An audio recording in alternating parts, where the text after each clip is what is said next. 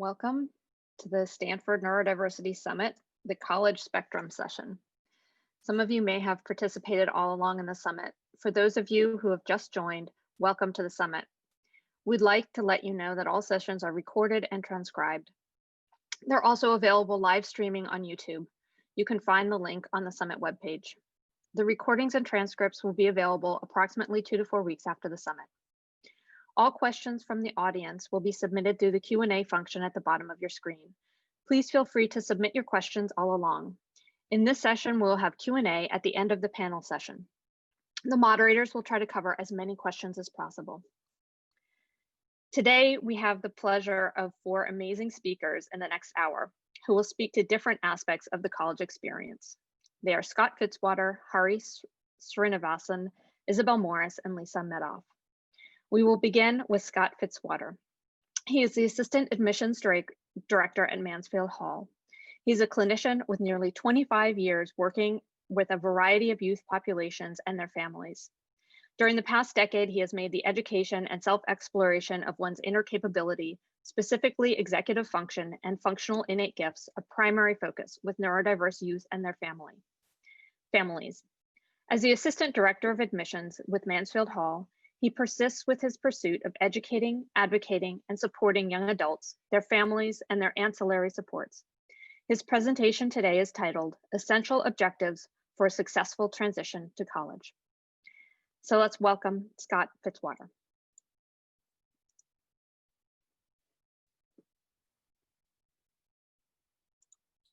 Thank you, Christy. Am I live? Can you see me?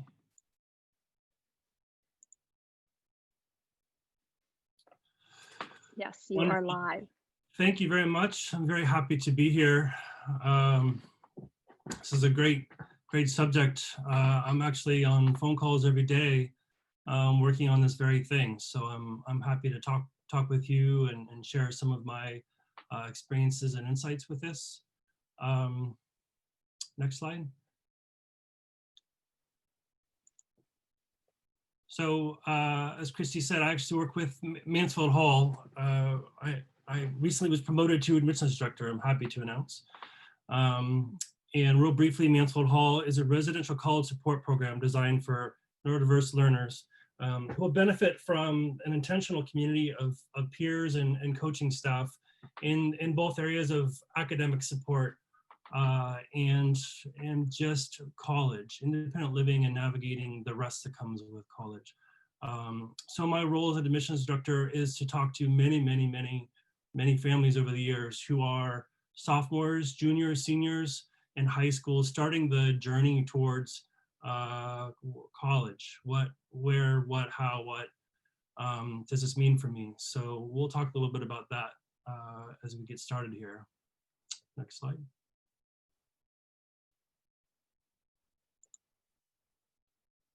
So, you know, college is exciting. It's something that we start thinking about, I think, early, certainly mid-high school. And for many people, it is the gateway to their launch. It's their gateway to the rest of where they're going beyond, you know, their adolescence. So it's an exciting thing to dream about and prepare and plan for. We know that, you know, most people start their planning for this early on. And I mean, I think for myself, I was probably late my junior year and kind of dabbled, but didn't quite know where I was really looking. Some people start a lot earlier. I've worked with families that start actually in middle school and sooner, which I don't think is the norm. So where do you start? How do you choose a school? Where do you begin to like select out of the many hundreds of private and state colleges and universities and programs that are out there? If you're a neurodiverse learner, how do you best prepare for selecting a college? If you're looking for a college in course programming that's going to work really well for you, where do you begin? Next slide.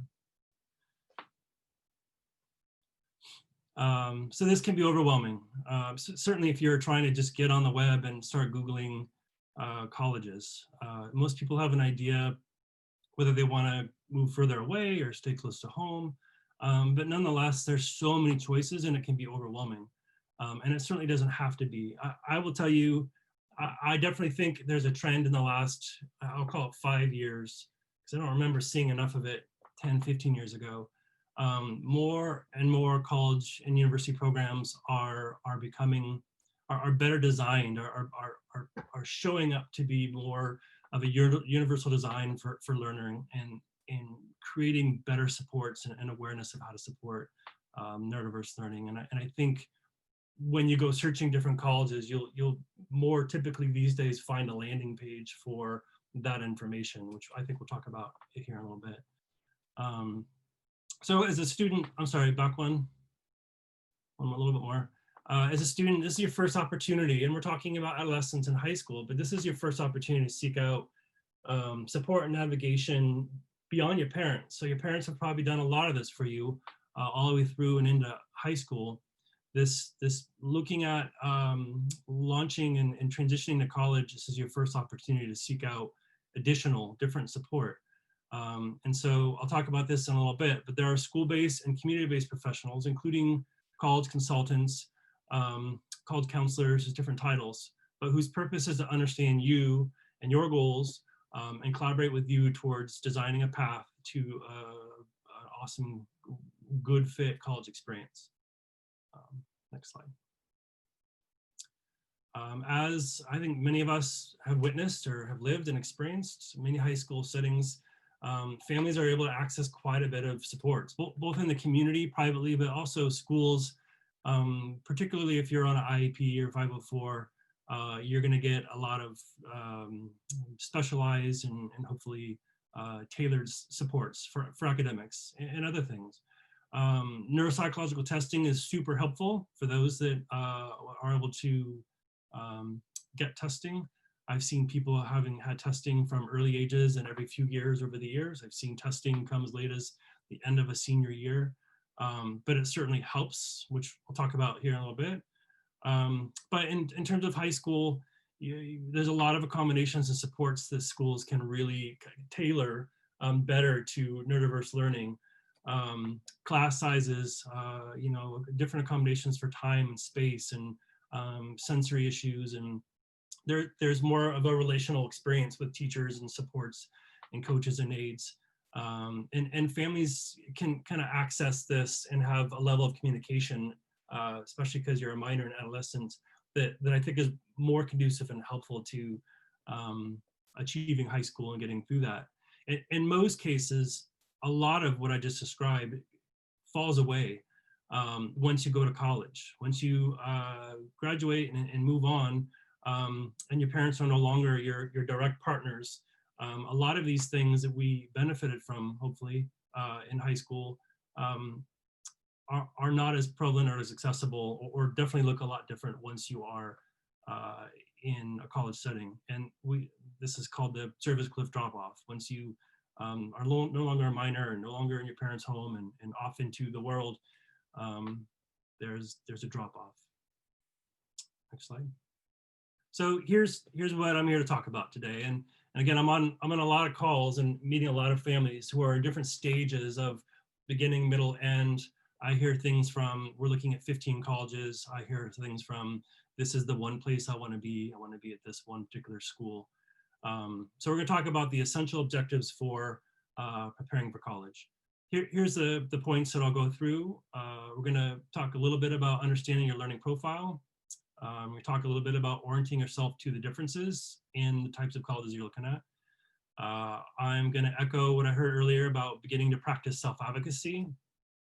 And we're going to talk about increasing mastery of your organizational skills, which that's a forever thing. And sometimes not fun, but it is a forever skill to be working on for all of us. And lastly, we'll talk about increasing your own self-reliance and maybe more importantly, your own self-care. Next slide. So understanding your learning profile, this is not something I would have thought of at 16 or 18, and maybe not till my 20s really, but what are your personal interests? What information do you gravitate towards? What do you enjoy to learn about? And what do you not enjoy to learn about? Do you love math and not love reading and writing? Do you like something very specific? How do you prefer to learn? These days we're on so many screens. I don't know if people pick up and read books as much anymore, but you can get a book on a screen. Do you like watching a documentary? Do you like hearing people speak and lecture? You watch TED Talks. So what speaks to you best? What are you attracted to in terms of information? Neuropsychological and other types of evaluations are really helpful in giving, hopefully you, because I hope someone goes over it with you, but people information about your learning profile. What's your, how well does your memory hold on to things? How well do you acquire and hold on to information? How well do you process information you are acquiring? IEPs, I find, are helpful. They're usually 45 pages long and a lot more words than you need, but there's good information in there about the tailored plan that's helpful for you. Some grades and transcripts and comments from teachers are helpful. They tell you, oh, they're good in small groups or they're good at speaking. You get some information about your learning profile there. And definitely other ways you learn. Did you do Boy Scouts? Are you in clubs and activities? Are you an artist? Do you learn by doing, hands-on, experiential? So wherever you are in the process and forever, so through college and beyond, be curious about and try to take inventory of your learning strengths. And also, where are you challenged? For example, when someone is talking in a lecture style or rambling on a screen, like I am right now, is that harder for you to attend to, hold on to, and learn from than the many other cool ways we can learn? Next slide. So I think this one comes up later also, but just orient yourself to the differences. There's so many choices you have in colleges and universities, not to mention looking for the types of courses you may want to pursue, if it's computer science or biology or literature. But there are so many things that you probably have some intuitive knowledge that will help you decide what kind of school you want to go to. How big of a campus? What is a 300, 500 person lecture hall intimidating, too big for you, or do you like to sit up in that back corner like I did back in the day? What's accessibility to the campus? Where is it in a community that you'd even want to be live in? 2 properties or 2 sites of Mansfield Hall. There's 3, but one is in Madison, Wisconsin, which is very urban. It's a capital city in a really cool urban little spot. And the other ones are in Burlington and Eugene, and those are little kind of smaller rural towns. Very different culture of a community that you may be spending 4 or more years in. What are the student housing options? Would you be in a dorm? Would it be a double? What are the supports for that? And does that community have the other activities and pursuits and interests you might want to do? Because college is not just sitting in class, taking notes and taking tests. It's a lot of other things as well for you to consider when you're making that decision. So orient yourself to the difference, make your columns and determine what's important to you and noodle it down to the ones that seem like good fits. I know this is hard now, but with COVID, I would suggest visiting campuses and taking their tours. As always, it's just harder these days with no travel and accessing campuses. Next slide. In college, you got to order your own pizza. That's how I put this one. Begin to practice self-advocacy as young as you're ready to start. High school is a good time. Order pizza from home. Use all the support you can, but high school is a great opportunity to start asking for help from teachers, coaches, mentors, tutors. Learn how to communicate and ask, and if it's hard for you, if there's anxiety, if it's challenging, ask for help with that. Practice it. It's okay. Practice it with safe people that you know. Practice with safe people that will give you feedback and support you, and you will feel supported by. Because in college, certainly getting there will be a lot of opportunities that you'll need to be able to speak for yourself and advocate. Office hours with your teachers, professors, the different offices you may need to be interacting with, new peers. So begin this early, sophomore, junior, senior, begin to self-advocate with support while you have it. It's okay. Be gentle with yourself as you're learning things if they're harder for you. Next slide. This is a big one, and this is loaded, and I know there's lots of talks about this, so I'm not going to tell you how to do it. I'm going to tell you that there's so many different ways. Some of us hold it in our minds, some of us rely on our phones.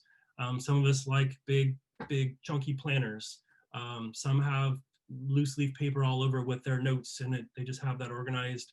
And some, none of those work. So here's my 3 tenets: accept that you can only change what you can. And there's some things about the way our brains work that just is the way it is. And understand that for yourself. Understand that this is something that we get better at. My organizational system today is much better than it was 20 years ago. It's different. I'm learning things. I'm learning new skills, and they work better for me as a learner than they did when I was younger. And be open to trying different things. You'll have experts say, this is the way to do it, and you may try that, and it may not work, and that's okay.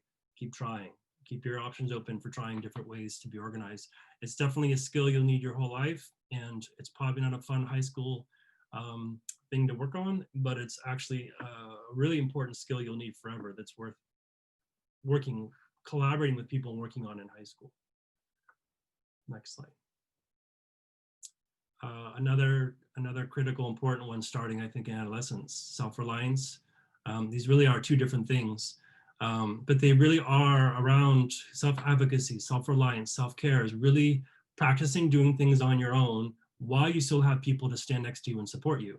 Seems like maybe that contradicts itself, but while you have the comfort of close family and friends and tutors, and like practice asking harder questions, practice meeting new people, use these people and get the exposure and experience you need to be able to later do this for yourself.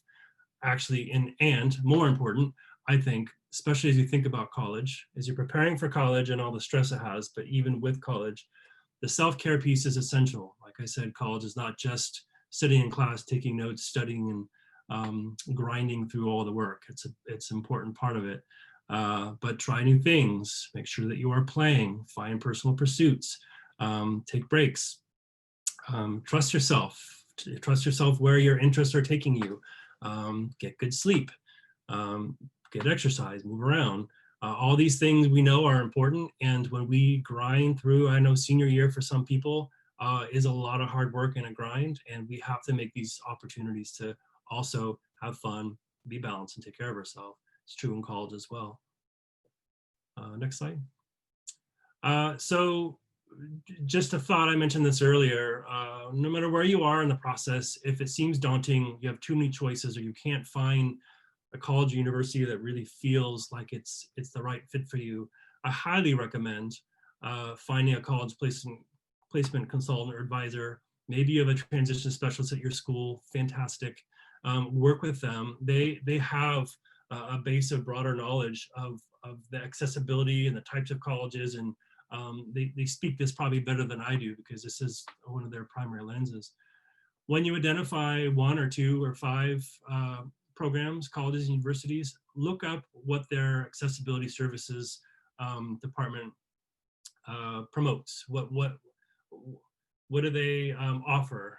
And I've seen everything from, one little office with one person sitting in there taking care of hundreds of students, and I've seen a whole beautiful floor of a building that does a lot of amazing, including initiating activities and gatherings and tutoring support, and I mean, just this really awesome wraparound experience that I'm seeing more and more colleges actually integrate to really help understand and support neurodiverse learners.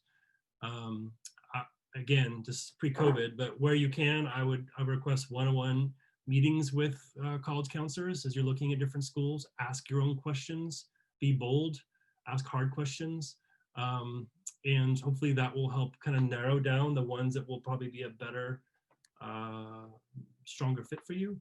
And again, when you can visit in person, that's ideal. I understand these days, even for us, that's greatly limited.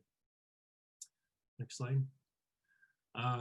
So this is, in my admissions work, this is something that we talk directly with both parents and also students. So I want you to, as a tool, think through these for yourself. These are three essential skills for independence. And this is meant to be a self-evaluation for all of us, but really I'm talking to students that are preparing and looking at the transition to high school.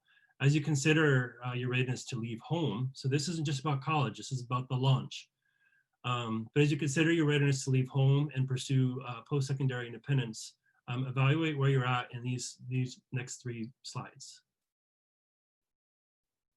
So are you able to accurately, early and self-assessment of any places you're struggling? So are you able to identify, oh, I am struggling in math class. I am struggling, I don't feel well. I probably need to get some advice on some medical stuff. I don't have the right calculator for this class. I need to figure out how to get the right calculator. Are you able to accurately and early enough and self-identify when you actually need support in any given category? Next. Are you able to access that? So once you identify, like, okay, I need to go talk to the calculator guy, whoever that is, or I need to go find a tutor. I need to go talk to a nurse at the health center, or at my primary care. Are you able to independently call that person or schedule online or find a way to get to them to initiate and have this actual interaction? Is this something you can do on your own without your mom or your dad or somebody else doing for you? Last slide. And then the last piece, which is important, is are you able to take the information, the doctor or the nurse or the calculator guy or the tutor, and use it? Are you able to use that independently to apply towards whatever problem you're trying to solve or the challenge you have? So this exercise is about readiness as you're looking at college and you're determining what's going to be a good fit. This will help you determine whether you need more or less support, both in the housing piece, in the academic piece, in the independent living piece, maybe social emotional piece, if you need social supports for social engagement. All that is fine. But if you take these questions into consideration, you're like, wow, I have a hard time ordering your pizza. So we may have to work on that, or you need support for that. So in some of these areas, they are what they are, and you need to identify people or resources that support you to do them. And in some cases, they are skills to grow. And I'm hoping in your adolescence and high school, people are identifying which are which, because we don't want to accommodate and do a bunch of things for students who ultimately are going to learn to do it for themselves. But we also don't want to expect someone to do something that, be it anxiety or an executive function that's lagging, to do something that's beyond the scope of what they can do in that moment without support. So it's actually a good self-assessment to try to understand where and how much support do you honestly need. And again, I'll say it one last time, there certainly is the academic spectrum of support that we're looking for wherever you go, but there also is everything else, the day-to-day, your housing, navigating social and friends and pressure and boredom and pandemics. I mean, where is that support going to come from, and will you access it? Last slide. I think I just kind of said this. So the idea as you think through these is it should give you a sense of what level of ancillary support. And again, I would tell you that the accessibility service departments at many and more colleges these days have a lot of these in place once you explore them. But an accurate self-assessment of what you need will lead to where you can advocate and ask for those supports. And I think that's just about down to my time. Thank you. All right.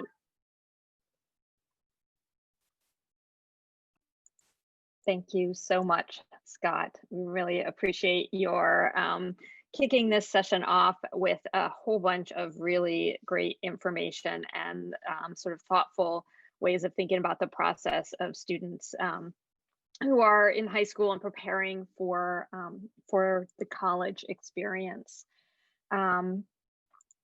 We have, and Scott will be joining us in the panel, so we'll have an opportunity to hear more from Scott, as well as to have some questions answered from attendees a little bit later in this session.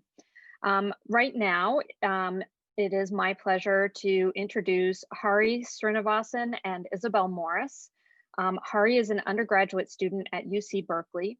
He's a non-speaking autistic at UC Berkeley, majoring in psychology and minoring in disability studies, one of the only 2 non-speakers at UC Berkeley. This will be his 4th semester teaching a course on autism. Yes, even non-speakers can teach when accommodations are made. This fall, he will be the first non-speaking autistic president of the student body spectrum, Autism in California, which does community outreach and autism awareness. After Hari, we'll hear from Isabelle Morris. Isabelle is the program coordinator at the Stanford Neurodiversity Project. She graduated with honors from Stanford in 2019 with her bachelor's degree in psychology. She now works for the Stanford Neurodiversity Project as the program coordinator for the Neurodiverse Student Support Program, and is my colleague and always helpful and a wonderful person to work with. Isabelle is unapologetically autistic and passionate about using her experiences to help others and change systems for the better. So I am going to turn it over to Hari now, who will be giving his presentation, and then Isabelle will take it from there. Hari?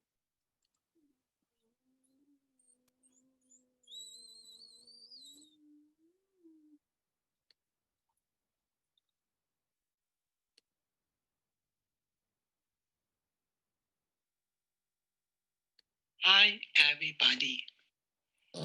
I'm Sreenivasan.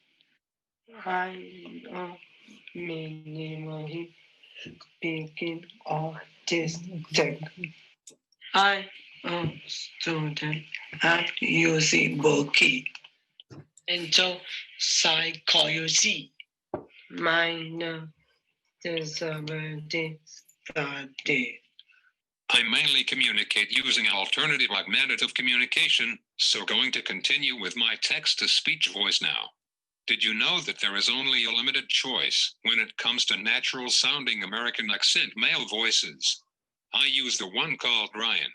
So when two non-speaking friends chat, it sounds like Ryan speaking to Ryan, which is really disconcerting at times. I love all my classes here. I love learning, and really, can the quest for knowledge ever end? I have the most interesting conversations with my professors. I'm in the Sichi Honor Society. I'm currently a research assistant at Professor Harvey's Golden Bear Mood and Sleep Research Clinic. Before that, I was at the Henshaw Lab, and yes, I hope that graduate school is definitely in the cards for me. I really want to learn more and apply all that I'm learning. My college experience is so amazing as I'm getting to do so much more than just academia. I've written 45 articles so far for the Daily Californian on both disability and non-disability issues. I also had a weekly column on autism. My 5,635-word article on the neurodiversity of autism at Cal was the longest article ever published by the Daily Cal today. The cover art made us feel like superheroes. DeCal, or Democratic Education at Cal, are faculty-sponsored, student-taught courses. This is my 4th semester as lead instructor of this one-unit weekly autism spectrum disorder DeCal. The title of the course itself has evolved to reflect the ratio of the exploding rates of autism diagnosis. Back when I was diagnosed at age 3, the ratio used to be along the lines of 1 in 150. When I started with this class, the course title was 1 in 68. It then became 1 in 59, and now it is 1 in 54 autism spectrum disorder. Running this class has truly been an amazing experience for me. I get to drive most of the class content, which I love. I have 2 broad goals for this class. One is to change the way my neurotypical peers will come to think about and interact with autistics for the rest of their lives. The other is collaboration, cooperation. Any meaningful change we want to see in the world cannot happen without a collaborative effort between autistics and their non-disabled peers. We need allies. An example of collaboration, cooperation is this class that I teach with the help of my fellow neurotypical students. So a big thank you to my neurotypical fellow student instructors who have been part of the DeCal team each semester. Together we are able to deliver a great class. Spectrum at Cal is the student body for all things autism on campus. We work on campus awareness, community outreach, and community volunteering, as well as providing a community for autistics at Cal. Spectrum at Cal is another example of collaboration, cooperation, as we have both neurotypicals and autistics. And over 50% of the board are autistic. I am its first non-speaking autistic president, which really says a lot about the diversity of the organization. Last year was another first, with its first Black autistic student president. Professor Nakamura's RadMed Disability Lab is a unique makerspace lab, which hacks some pretty cool low-cost disability solutions for traditional disabilities. I find that learning about other disabilities helps me understand my own too. I had team propaganda. I think the pictures say it all. On a lighter note, I am an avid poet and philosopher. Written maybe 200 plus poems and a few short stories. I have also written in other languages. I have won around 44 awards for many of these. Philosophy also fascinates me and I write on the subject. I have plans for future fiction and nonfiction books. In my Psychology of Human Happiness class, we were asked to think about our life philosophy. I like to think of myself as possibility, Hari as possibility, that I can do much with my own life and help others too along the way. Unless you see possibility, there can be no opportunity. Sometimes part of what influences our life philosophy can come from the most unexpected of sources. In my elementary years, I had been obsessed with Thomas the Tank Engine. Like Thomas, I wanted to be useful too. The concepts of love all, serve all, help ever, hurt never, also deeply influence my thinking. I got a super big surprise in July when I was featured on President Obama's Instagram on the 30th anniversary of the Americans with Disabilities Act. Politics aside, getting acknowledged by a president of the United States to me meant that even significantly disabled lives like mine are of worth to society. It made me feel I must be doing something right. So that was all the good stuff. It shows what is possible. My challenges, however, dominate 90% of my daily reality. They use up most of my time, effort, and energy, and can be exhausting to navigate. My support team and I are having to constantly look for creative workarounds to many things, which is by no means easy. I have oral motor apraxia, which affects both my speech and my motor ability. On the speaking front, it's like there is a disconnect between the thoughts in my brain and the ability of my oral motor muscles to carry out those instructions. I can think of something, but often unable to sequence the words out of my mouth. In the meantime, the other person is staring at me waiting for me to output some words, so there is great pressure to perform the act of talking, almost like a spotlight effect. I get all flustered and anxious and may blurt out any random words. Speaking is still a work in progress for me, hoping to get to a basic conversational level in the next decade. I use augmentative communication for the most part currently, but I long for faster and more intuitive communication technology that does not have to rely on a lot of motor ability. On the motor skill front, it's again like a disconnect between instruction given by the brain and the muscle doing the actual motor task. The result is poor fine motor skills. I have almost no handwriting skills, which can present challenges in doing the penmanship required for math and science. So while I enjoy math and science, it has been challenging to do the physical part of the work and have had to use various software. Any kind of technology is hard to manipulate when you don't have good motor skills and really slows you down as well. Poor fine motor skills can also really affect your daily living skills, starting from buttoning your shirt. I also have a poor body schema or body mapping. What this means is that my brain is now always aware of my entire body in space and time, which can be very disconcerting. Sensory dysregulation or the inability to process the environmental input efficiently is often what is behind all the atypical body mannerisms called stimming. Compulsive and repetitive behaviors can really interfere and distract from being productive in daily living life activities. I also have a dual diagnosis of ADHD. Ironically, the ADHD need for novelty often clashes with the need for sameness in autism. Let's add in some miscellaneous health issues and allergies. With all this going on, do you wonder that I have social anxiety and mood regulation issues? My body is not easy to manage. It's like driving a car with a loose steering wheel in a world full of unexpected societal potholes. It can result in anxiety, frustration, and the sensory meltdowns. What was the point of that long story of my challenges? The reality is that there is a multiplier effect of permutations and combinations of challenges for different autistics that can vary in degree and intensity, all of which will affect the ability to cope and perform. There are too many intangibles. In the meantime, I feel supports and accommodations are looking to target a small and fixed list of things to address. For example, that access to augmentative communication will pretty much cover the needs of those with limited spoken communication. But this is just the beginning of what is needed. So, is there a happy medium? I've had a rather rocky and eclectic road to college. I was in special education all the way to middle school, filled with low expectations. I was on the non-diploma path, the one that did not have the possibility of college. Education was the candy store, with me looking longingly in. Access to mainstream education came outside of the school district, via a charter school. College was a personal, hoped-for possibility. I made it. The possibility of Harrius becoming a reality. Why college? For starters, everyone should have access to education. It should not have to be a zigzag journey. It opens up potential opportunities. It gives you the chance to become a productive and contributing member of society. Remember, even neurotypicals are not guaranteed a job after college, but college gives you lots of other benefits. It gives you new perspectives and knowledge. It improves your quality of life. Most importantly, it gives you a seat at the table.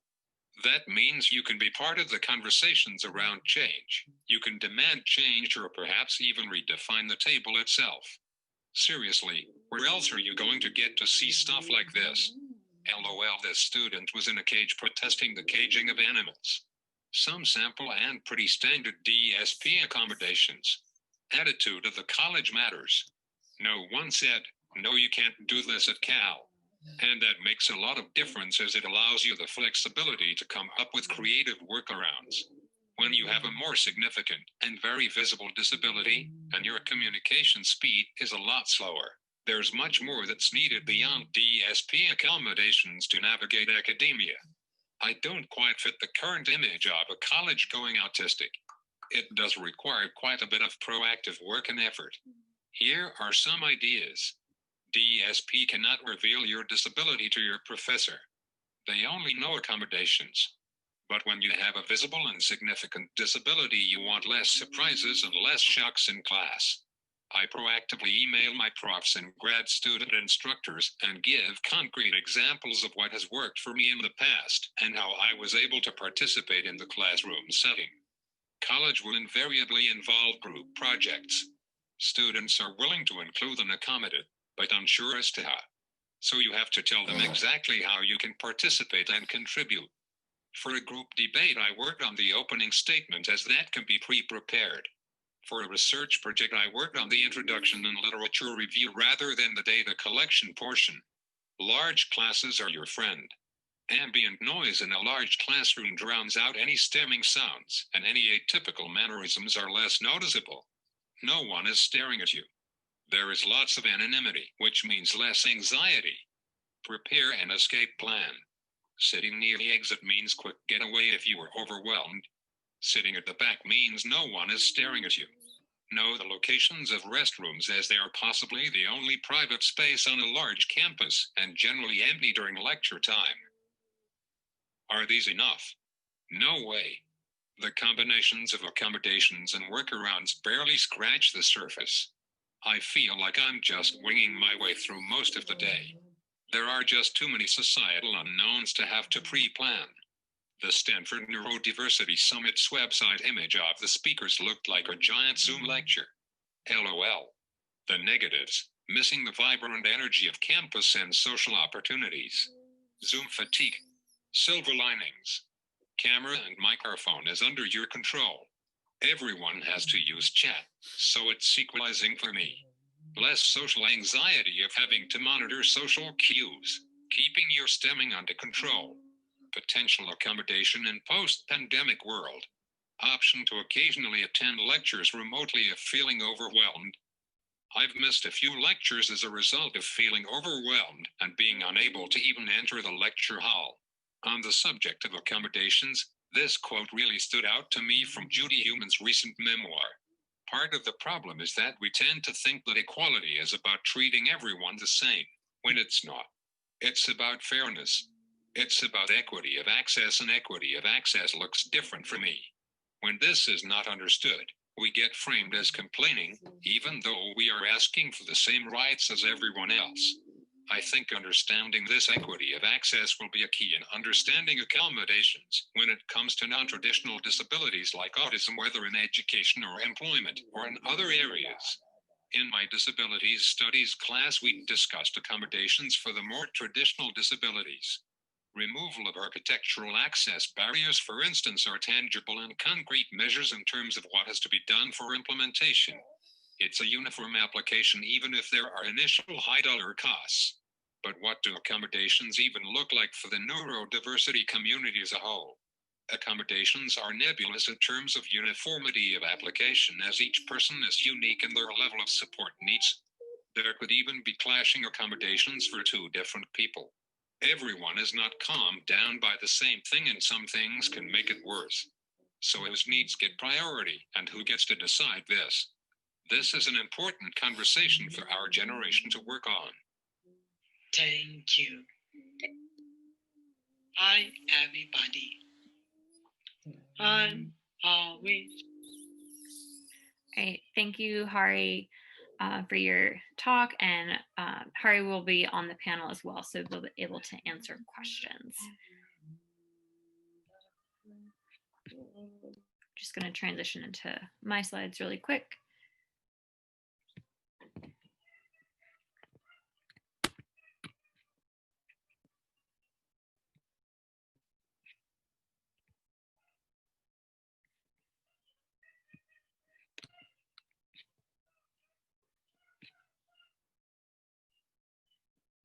All right, are you able to see my screen?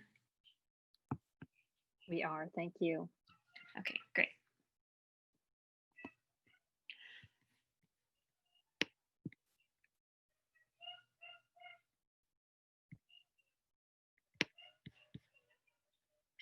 Okay, and so the title of my talk is The Difference a Label Makes, Another Autistic Perspective. But before I get into the substance of my talk, I want to set the framing so that we're all on the same page. When someone hears that an autistic person graduated from Stanford with honors, they often decide that this person must belong in the high functioning box. And when they hear that an autistic person needs help to initiate getting a drink of water, they often assume that they belong in a low functioning box. But to be clear, when I'm talking about the difference a label makes, I'm not talking about these labels. These labels are just about useless and need to die a quiet death. Both of these statements described me at the exact same moment in time. I'll come back to the water story later because it's funny. And before I get into my experience in college, I need to give you just a little bit of background. So growing up, I didn't smile for the camera as a toddler. I had meltdowns when plans changed or things didn't go exactly as I had planned. Seams in my socks and tags in my clothes were my arch nemesis, and still are. Transitions were challenging. I wet the bed until I was 11, and I walked on my toes until middle school. I was always getting told I was rude, but didn't know why. I scratched myself until I bled without even noticing. I had peers I did things with, but they weren't really my friends. They were always saying things like, "Why do you sound like a robot? Why do you have no feelings? Why are you doing that? That's weird." I cried when I had to make phone calls. I ate the same thing for breakfast all of high school. When I put it that way, it seems obvious what's going on. Some people had some of the pieces, others had most of it, but no one was even trying to put it together. Because what they saw was that I was conventionally smart. I used my mouth parts to talk. I behaved myself. I was the leader on my team. I got into Stanford. And so while everything looked good on paper, I couldn't manage to get my teeth brushed or wash my face, and I had to work incredibly hard to seem normal. The result was that I thought I was a defective human for the first 19 years of my life.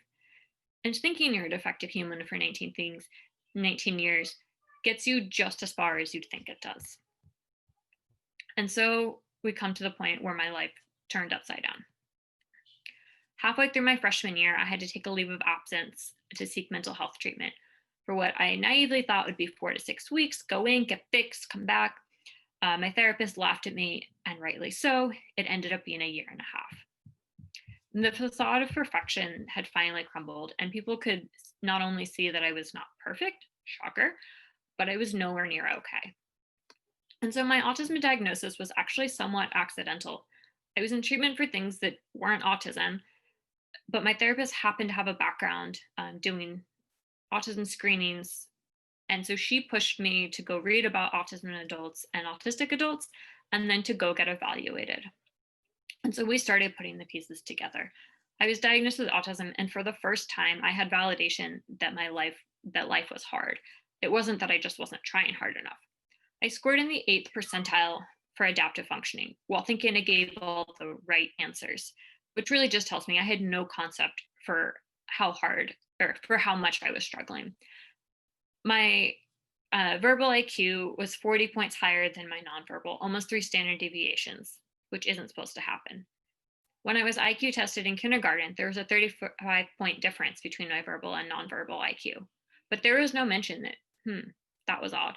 Overall, I was gifted, so clearly I was fine. I've since learned that that would have qualified me for a nonverbal learning disability diagnosis.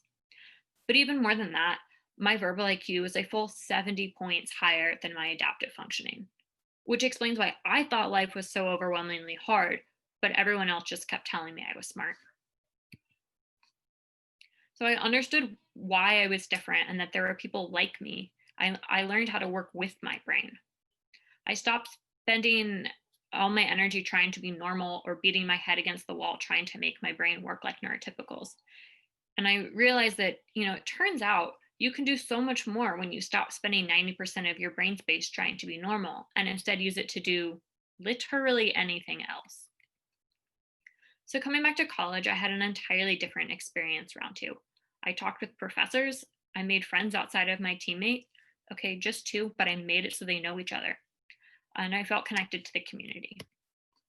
The autism provided a new perspective through which I could see myself and the world. Autism gave me an understanding of myself, my needs, and an ability to tell others how to help me. I had a helper come every week to help me do all the life bits, and Stephanie is about 80% of the reason I was able to graduate. She helped me with getting and opening mail. You're supposed to open it after you get it, apparently. Laundry, making to-do lists, and drinking water. Here's the story I was alluding to in the beginning. At the end of my senior year, while working on my thesis, Stephanie came over one day at 7 p.m. and I told her, yeah, I have a headache, my head's hurt all day, and it's because I didn't drink water and I should drink water. So naturally, she was like, so then drink water. Like, yeah, but I can't. To which she asked, why not? I was like, because my pitcher is empty. She's like, okay, so fill it up. Yeah, but I can't.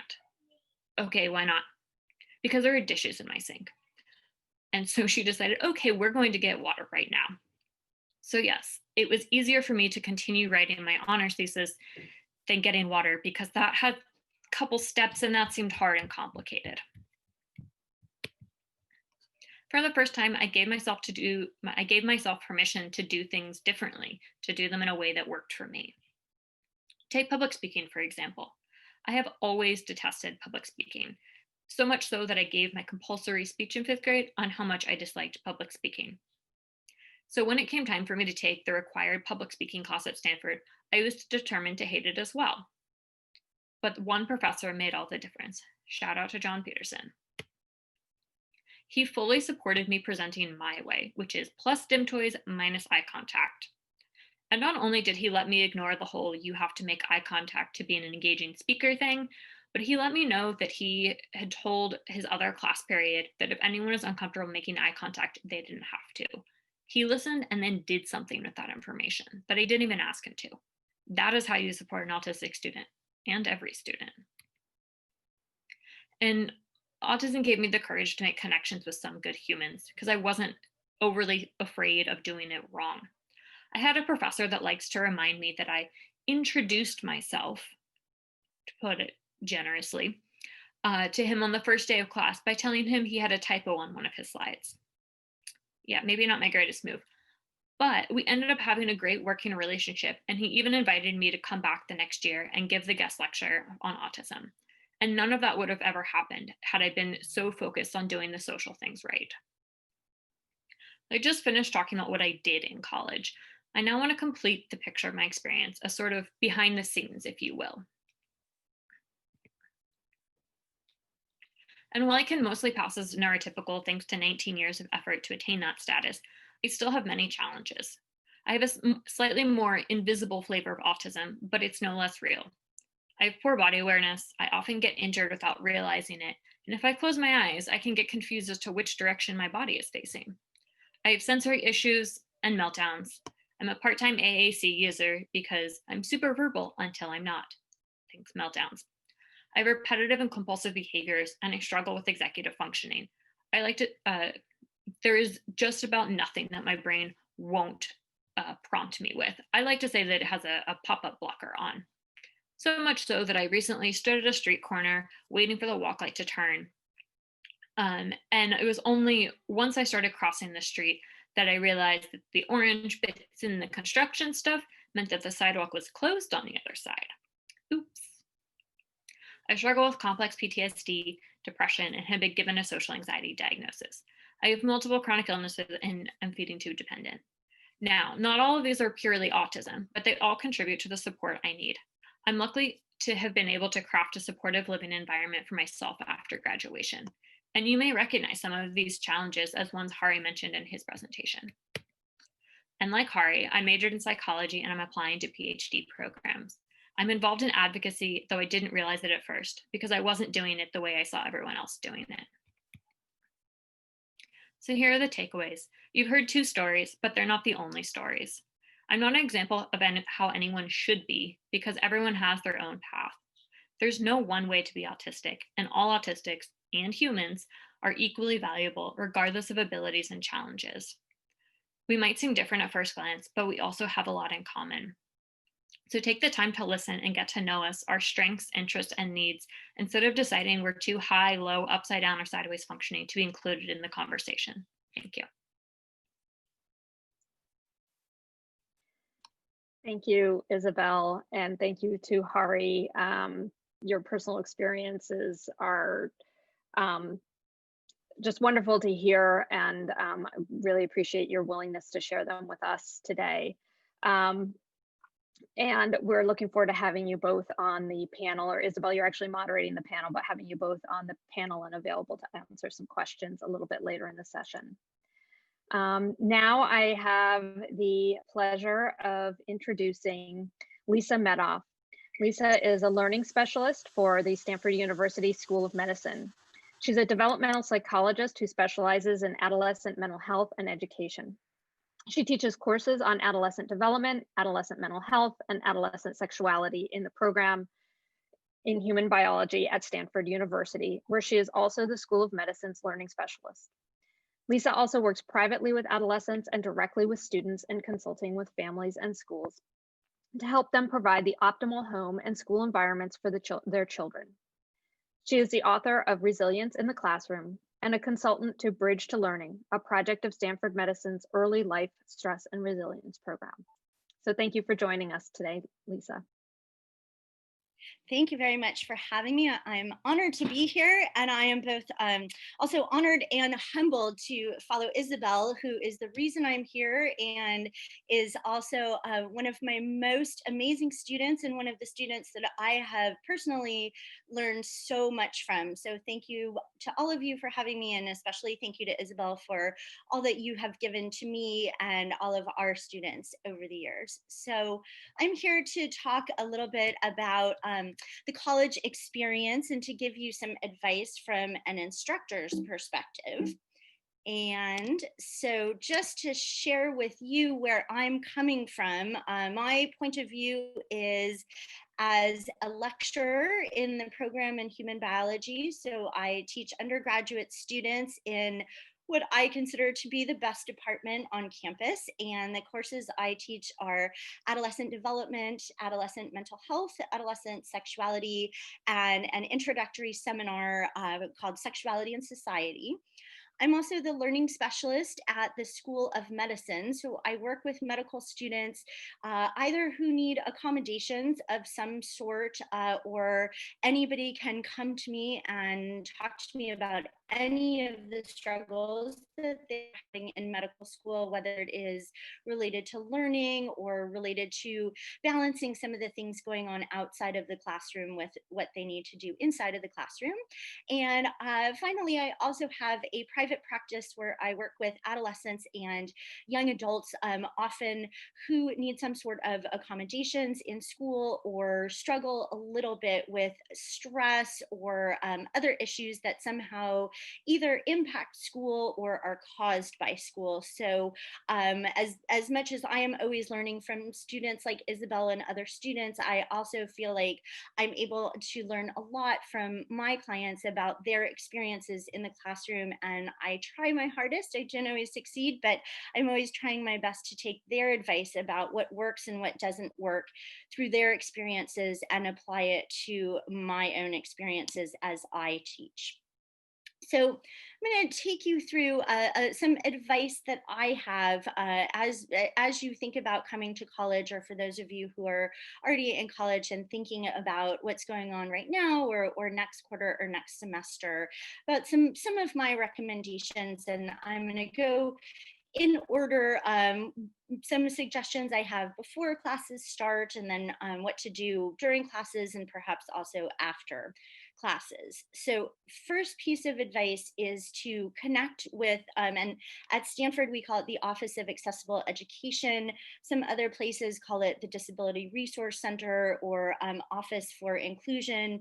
But whatever the office is where you need to get accommodations, I would try to connect with them as early as you can. If you're going to be starting first year of college, try to do it in the summertime because they do tend to get fairly busy at the beginning of the year. So connect with them as early as possible just to make sure that you have all of your paperwork in order. Every school is going to have different requests, but they're often going to request any testing or notes from physicians or any other support paperwork. And you just want to make sure that you are not scrambling to do that at the beginning of the year while you're trying to adjust to school and figure out all your classes and everything else. And then the other thing that's really important is to make sure that you feel comfortable with your advisor, that you feel like there's somebody you can talk to and that they really hear you, that you can push back or ask for things and that they handle that well. So just a lot of you may know this already. A lot of the typical accommodations that you will see are time and a half or double time on exams, testing alone or in a less crowded room, getting extra days on papers or assignments without getting points taken off. And on that note, I have to say, like I said, I learn a lot as I go on and as things change. And I often am kind of a stickler for getting assignments in by the deadline. I think that's an important skill. But in the past few months since the pandemic started, I think a lot of us, and myself in particular, have been a lot more lenient on giving students extra days to get things in without penalty. And I've started to realize that that is really helpful for lowering my student stress level and helping them feel like they can trust me and come to me a little bit more. And so it's made me rethink what I will do about taking points off when hopefully this pandemic is over sooner rather than later. Another typical accommodation will be getting notes or recorded lectures. And again, that happens often anyway, that instructors will post. I myself always post my PowerPoints, and a lot of professors are recording lectures anyway. Those are just some examples. Other things to think about before classes start are thinking about scheduling classes. I would be very thoughtful about transitions. Are you somebody that has a really hard time if you don't have a lot of time in between classes? And so if possible, maybe don't schedule classes back to back. Make sure that you're giving yourself some downtime when you can.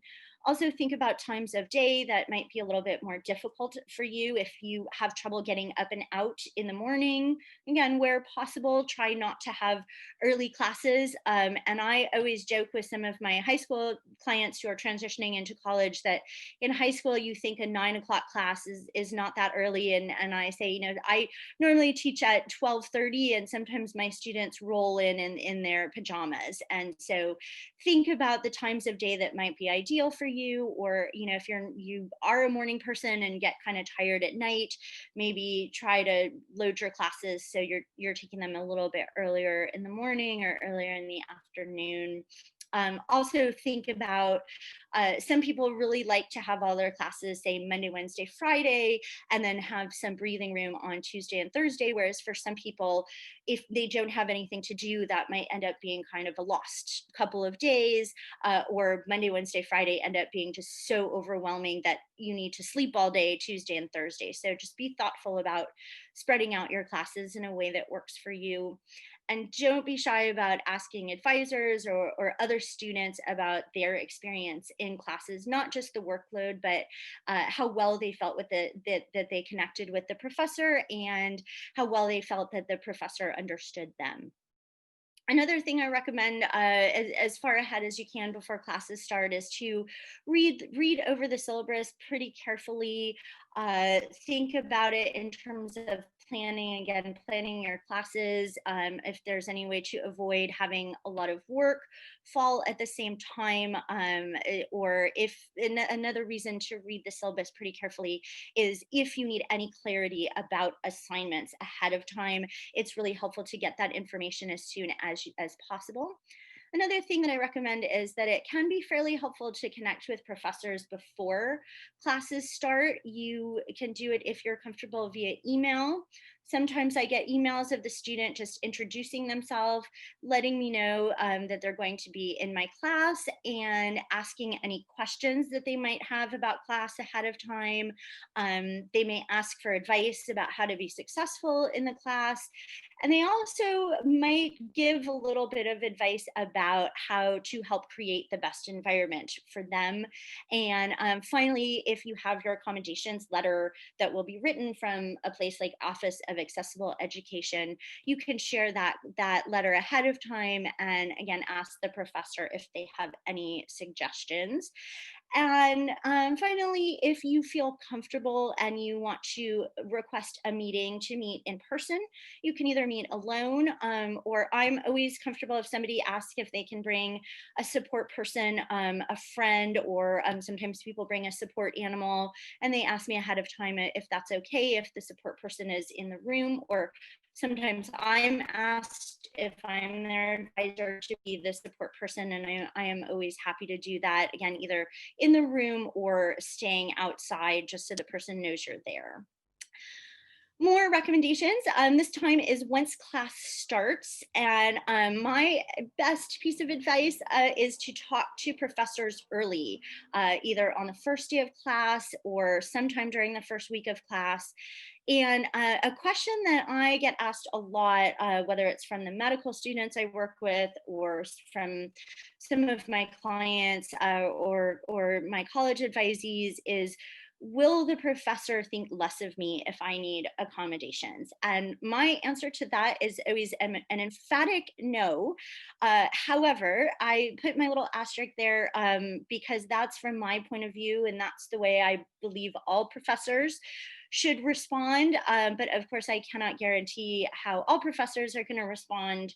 And so I do say that if you feel like there is any kind of negative response, even if it's just a sense that you get, then I really encourage you to not take that as a sign that there is something wrong or bad about you, but just an indication that they need some education and you need support from your advisor, from a friend in class, or from a place like the Office of Accessible Education. To not be afraid to reach out and enlist other people for help if you feel like a professor has not treated you well when you have given them that letter. So Make sure to share that accommodations letter when you can. I am perfectly happy when students share it in person, or just let me know in person that the letter is coming, or if they just send me an email. And the way that may play out, the way it plays out in my class is I say, okay, great.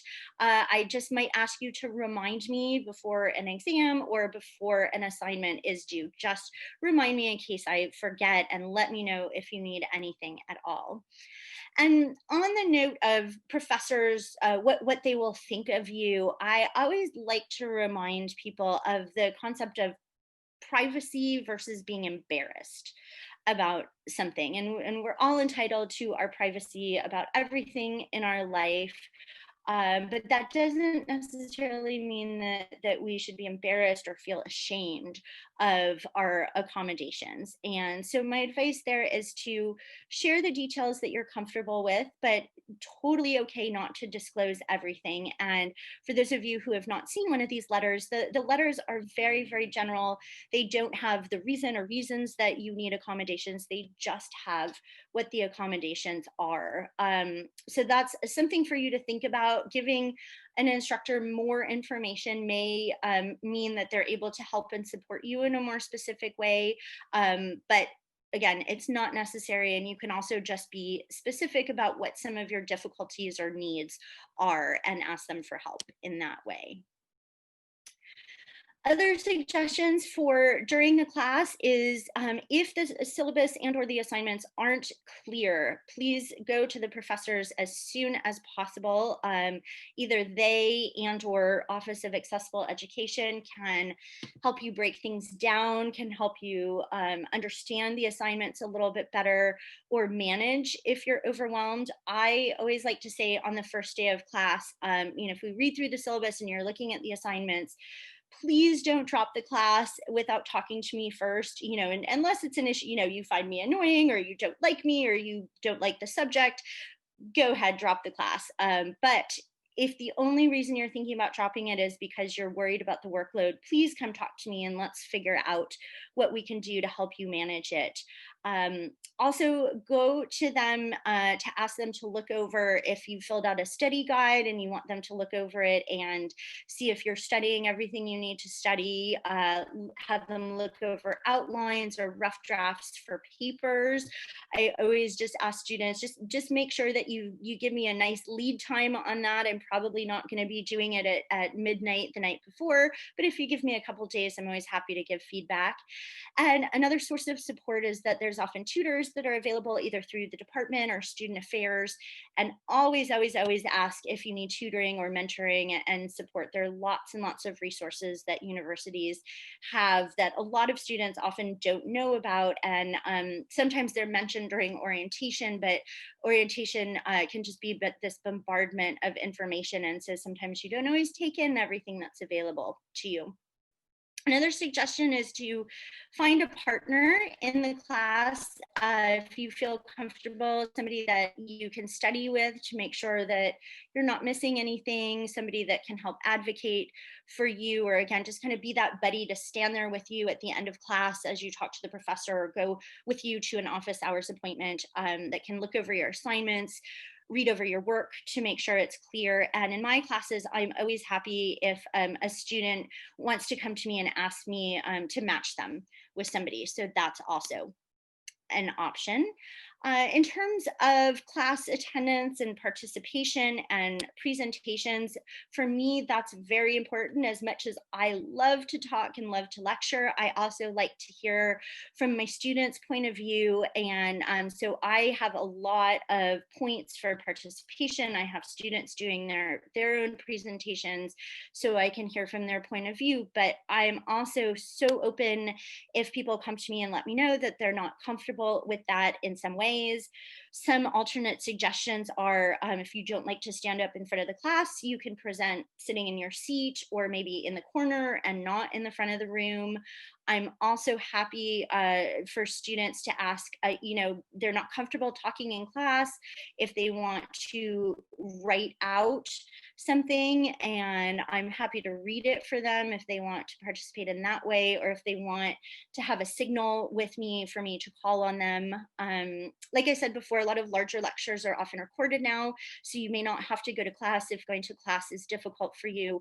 And in smaller classes where it's really going to be noticeable if you're not there, I tell my students, let me know ahead of time if you're not feeling well, if you're just having a rough day, if you don't want to sit at the main table, you'd rather sit in the corner and just watch, or if you just feel like at some point you might need to leave early and run out of class. You can always let me know or email me afterwards. Again, you don't have to give me every detail of what was going on, but the other side of that is it's really helpful for me to know if it's something that I've said or a way that I've arranged the class or something that I can communicate to the other students to make it better for you.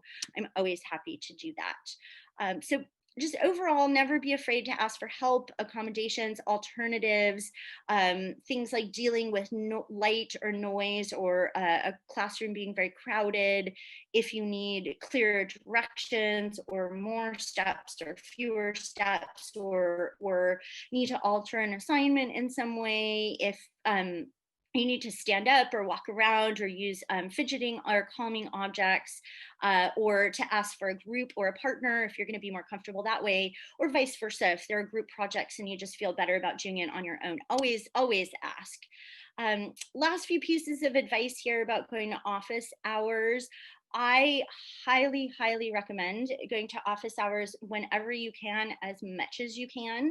And I think some students can be intimidated by that. I love talking to students. I love when they come to office hours. It's actually one of my favorite things about being a professor, is getting to know students on a one-to-one basis. So you can go in with a specific question about the work, or you can just ask them things like, tell me about how you got to where you are. All you have to do is ask that question. We will talk for the next hour. You do not have to worry about anything else after that. You can ask just general questions. Tell me how to be successful in this class. What have you seen in the past? Tell me how to be successful on a particular assignment. Or you can always just go in and say, hey, I just wanted to get to know you. I don't know what to talk about. Do you mind leading a conversation? And again, we will do that. Another suggestion about office hours is that you can always email ahead of time so they know what you want to talk about. If you say, this is what I want to talk about, but I'd like you to lead the conversation. I do that a lot in my capacity as the learning specialist at the medical school, where a student will come to me and say they want to talk to an instructor or to their advising dean, but they don't want to go into the whole story, or they just want to get a question answered, or they'd like that person to lead the conversation. And so we sit together and craft an email and I send it off. And then the person they're meeting with knows what they want to talk about and can take the lead. Let them know about any preferences that you have. For example, if you prefer the lights on or off in the office, if you'd rather meet inside or outside, if you'd rather have them avoid eye contact, or if you'd rather sit side by side or facing them, any other preferences that you have, it's really helpful for us to know so that we can make you comfortable. You can ask them things like, how do I manage the readings? There's a lot of readings in this class. Are you expecting us to read everything? Do you just expect us to use it as a resource for when we need it? Should we just skim the readings? It's also another question you can ask. You can also ask for examples of what a professor is looking for a paper or an assignment. If you can say, I'm not sure where to start. For a lot of my clients and the people I work with, it's really helpful if they have a concrete example of what the professor is looking for. So always feel free to ask for a paper or a section or a template of what they're looking for, so you can have a little bit more concrete information. And you can also ask about feedback about your participation level. Am I talking too much? Am I not talking enough? Is there a way that you'd like me to change that if possible? And finally, after the class has ended, if you're comfortable, I always appreciate getting an email from students. There are indeed course evaluations that you can get, but those aren't always as helpful. They tend to be bimodal. Your class was great. I hated your class. But I always like getting feedback directly from students about what was helpful to them. What did I do that I should continue doing, or pointing out something maybe I didn't even notice I did something that was helpful, but now that you've pointed it out, I'm going to be attentive about doing that in the future. I personally am always welcoming suggestions for improvement. It's nice if you can do it in a polite and diplomatic way, but I will take it anyway it comes. Again, not necessary, but it can be very, very helpful. And then one last piece of advice after the class is ended is it's really, really important to keep in touch, especially if you're going to want recommendation letters at any point, and totally okay to do via email. One suggestion that I have, one way that my students keep in touch with me, is if they see a journal article or a news article or a movie that's coming out and it reminded them of my class, they just send it a lot, say, this made me think of your class, and send it along. Or they may send an update about what they're doing or what they're working on every now and again. And then just makes me feel like I know them a little better when it comes time for that recommendation letter to be written. And you can also always ask, hey, can I drop in during future office hours? So just to end here, major takeaway points from my perspective is, don't be afraid to talk to instructors. Do not worry about, quote, bothering us. I hear that a lot from my students. They come into an office hour, they chat with me after class. I'm so sorry to bother you. I'm so sorry to take up your time. And I always say, you can thank me for my time, but you never have to apologize. Again, I enjoy it, but it's also my job. That's what I'm there for. So even if I didn't enjoy it, I should be doing it. Don't ever be embarrassed about an accommodations letter. Don't be afraid to give that to the professor and advocate for what you need.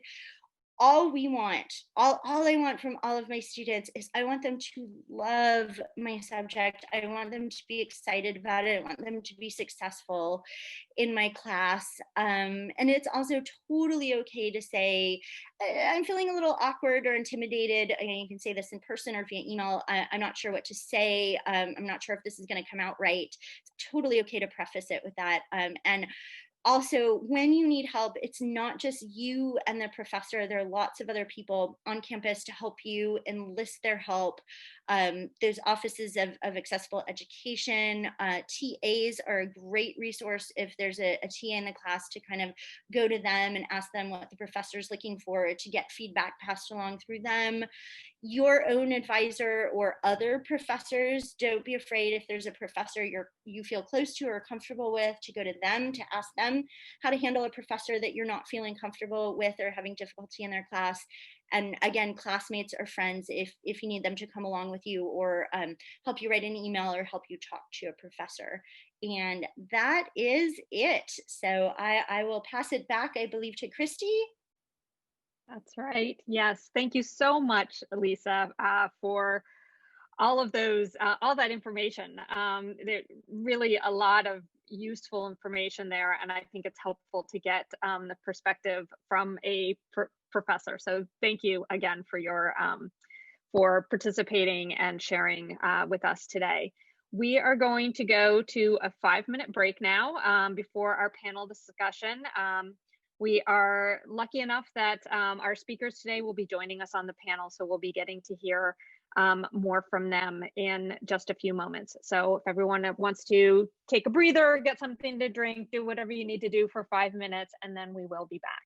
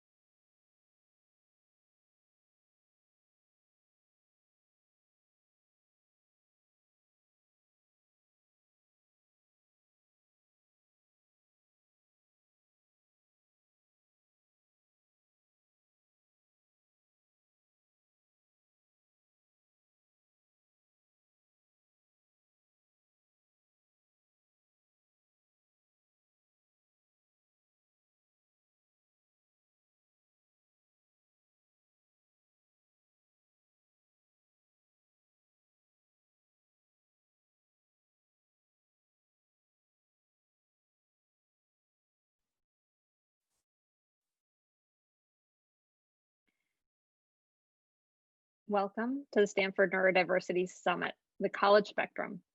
Some of you may have been participating all along in the summit and in this session. For those of you who just joined, welcome to the summit. We'd like to let you know that all sessions are recorded and transcribed. The recordings and transcripts will be available approximately 2 to 4 weeks after the summit. All questions from the audience will be submitted through the Q&A function at the bottom of your screen. Please feel free to submit your questions all along. In this session, the Q&A will be at the end of this panel session, and the moderators will try to cover as many questions as possible. For the panel discussion, we have Isabelle Morris as our moderator. And on the panel today, we have our speakers, Hari Sreenivasan, Lisa Madoff, and Scott Fitzwater. And they are joined by Cole Hazarjian. Cole is a recent graduate from the Haas School of Business at the University of California, Berkeley, with a business administration major. Go Bears! That was for Cole. He grew up in a suburb of north of Los Angeles and has been a diehard Cal fan ever since he was 5 years old. He was diagnosed with autism at the age of 3, and he was fortunate enough to have an excellent support network that helped him overcome many of the obstacles that autism presented. During his time at Cal, he was the senior advisor for the Haas Undergraduate Black Business and was the first autistic president of Spectrum Autism at Cal. And we're also joined by Sarah Schiesla. Sarah is a recent graduate of Stanford University, where she worked as a peer mentor for the Neurodiverse Student Support Program and served on the Kids with Dreams board as the East Palo Alto Gate Path Outreach Coordinator. Growing up as an expatriate who moved frequently, Sarah has always valued acceptance and inclusion. Sarah studied chemical engineering and biomaterials, and she currently works as an associate scientist in the biopharmaceutical industry. She enjoys recreating dishes from restaurants, going to concerts, and petting dogs. So welcome to our panelists, and I'm going to now turn it over to Isabelle as our moderator. Thanks, Christy. So the first question we have is for Cole and Hari. Why did you choose a large public school, Cal Berkeley, over a smaller school? I can answer this one first, but thank you very much for allowing me to be on this panel. It's a real treat. So 3 major things went into my decision going into Cal: familiarity, my network, and then also the academics. So starting with how familiar I was with the campus, I've been a Cal fan, as Christy has stated, ever since I've been 5 years old. I've been visiting the campus ever since then. I know, so going to campus every year for that amount of time, I knew where all the protests occurred, like that's Sproul Plaza usually. I knew where the quieter spots on campus were. I knew, had an idea where most of the libraries were. There's over 20 at Cal. So, and then just over the years, I got more and more uncomfortable going to the campus. One example is going to Doe Library, which is one of the largest libraries on campus. And you know, when I was like 6 or 7, I would get to the steps, I'll get to the door, and I'll just get too nervous, I'll get too anxious. So then I'll just turn around.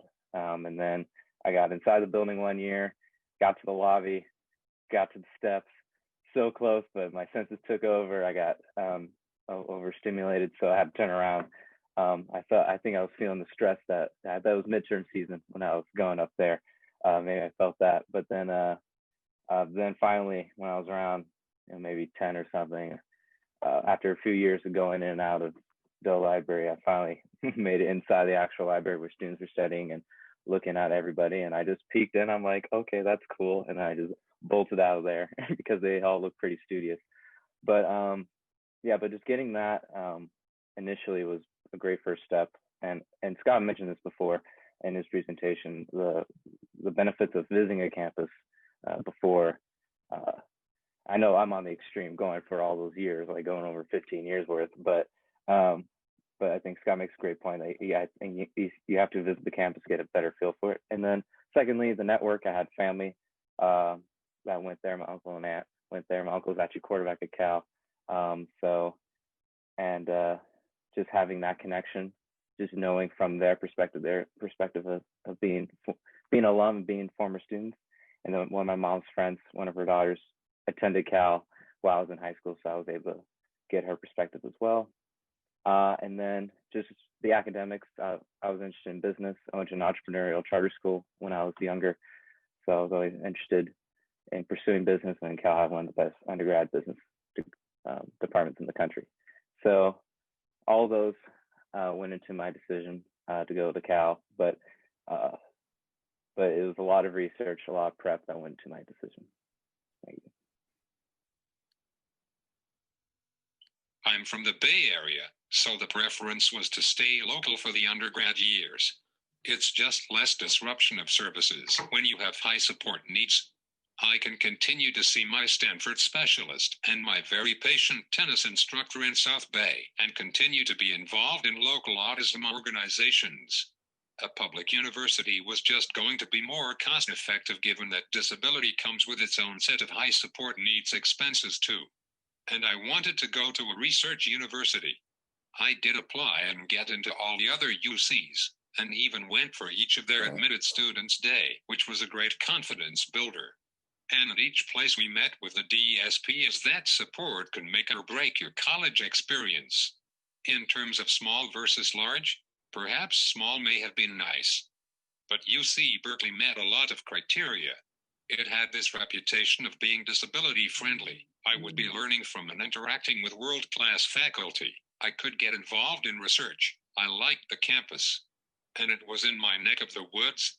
Looks like it was a good choice as it has turned out to be a great experience, and it has increasing my knowledge and perspectives both within academics and outside. So far I've managed to maintain a 4.0 GPA, and fingers crossed that streak continues as it's a great confidence boost in the midst of all my other challenges. And I think a large university has unexpected benefits, as I mentioned in my earlier PowerPoint. When you're in a classroom with 300 to 800 students, the ambient noise alone will drown out any stemming sounds. In a way, there is less anxiety and anonymity. At the same time, I am not discounting or minimizing all my other challenges. That just means that no matter which university I go to, my experiences will probably be more limited compared to my neurotypical peers, and even the more put together and speaking autistics. I'm from the Bay Area. Thanks. That's really great to hear both your perspectives. So Scott and Lisa, what are some factors that you look at when determining school fit for the people you work with? Yeah, I think between Cole and Harry, they nailed so many of the key things that I talk with families about. It's part of it's the feel, of course. People want to stay close to home or they want to go across the states, but how big, how small, how do you want to sit in a big lecture hall? Do you want a smaller class? But I guess more specifically for kind of what I'm bringing today is, does this campus, does this college have the supports legitimately? I mean, it's beyond a web landing page. It's, is it well staffed? Do they know what they're doing? Do they have a robust kind of menu of supports, and are they accessible? So that's one thing that I would coach people to really look at and vet, that there's actually a legitimate door that goes into an office that has lots of people that know how to receive and support neurodiverse learners. Yeah.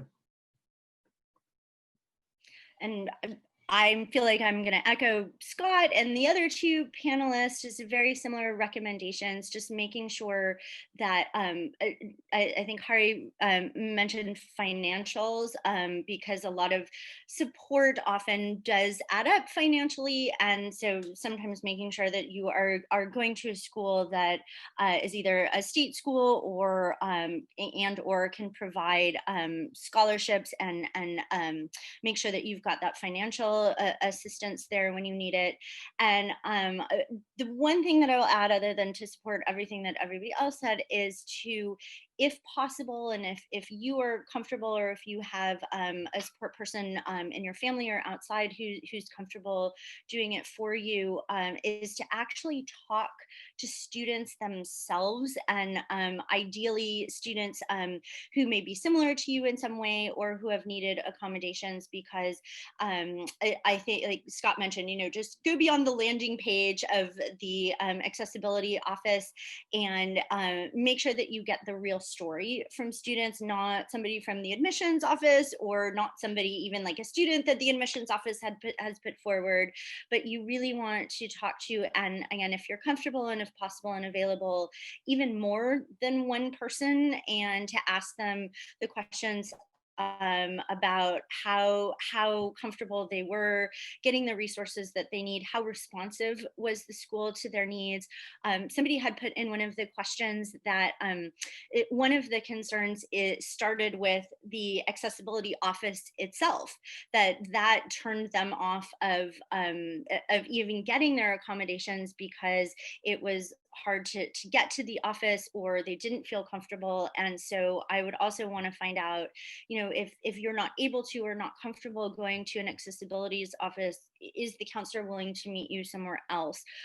What kind of accommodations are there in that way? And again, like the student said, just making sure that you feel comfortable there. For some people, I know for a lot of my clients, I do recommend a smaller school, because sometimes that does mean that there is going to be more eyes on them, more support, more places that they can go, but not necessarily so. Just going to a smaller school doesn't automatically mean that you're going to get the support that you need. Thank you. So going back to our students here, the transition to adulthood is a key developmental task for all college students. Which of the structures that are in place for neurotypical students work for you, and what were some challenges you faced when you found that they weren't effective for you? And this could be related to academics, social life, or other areas. I can start with this one. Something that seemed to help almost everyone, so me, a lot of my mentees from the peer program at Stanford, finding an RA or residential staff member that you trust. It doesn't have to be all of them, just one of them, but a lot of mentees, even those who weren't comfortable disclosing to their entire staff or disclosing in general or disclosing everything, found it extremely helpful to just divulge some amount of info to at least one staff member they kind of connected with and trusted to guide them through the transition. So I know I didn't like every staff member I have, but if you just find that one, and it could be some disclosing something like, hey, if I have a seizure, this is how I want you to handle it. Don't call an ambulance. If you see this scenario happen, this is how I want you to handle it. Hey, don't freak out if you see or hear this. This is normal for me, or this is the support you could provide. I think that helped a lot of people that I knew at Stanford, at least, and other schools.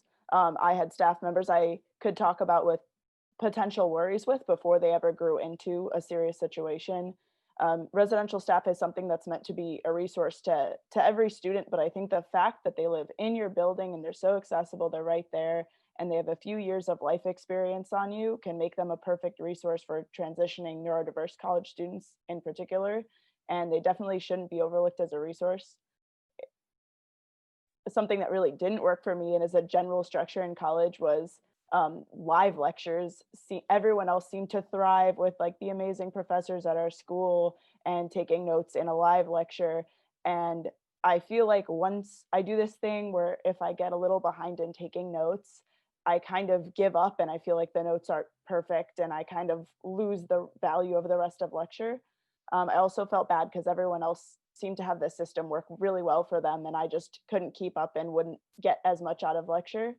So to make the system work, I had to kind of force myself to leave these gaps in the page of my notebook, get what I could from the remainder of lecture, and then try to fill in what I missed at office hours, talking with other students, getting pictures of other people's notes for the parts I missed.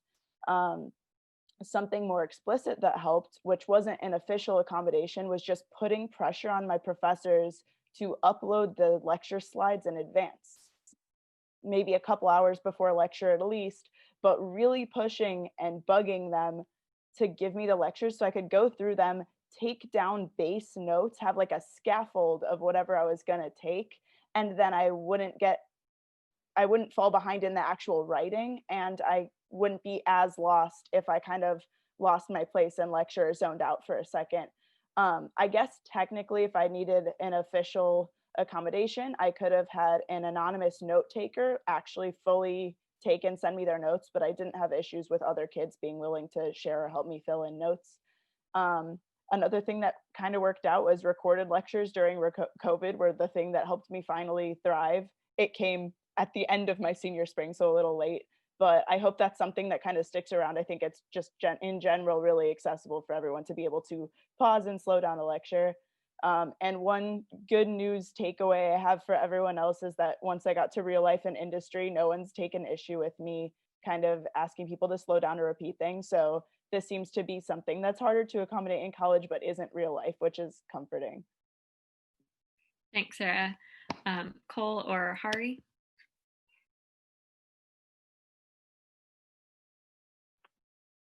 Yeah, I can touch on this.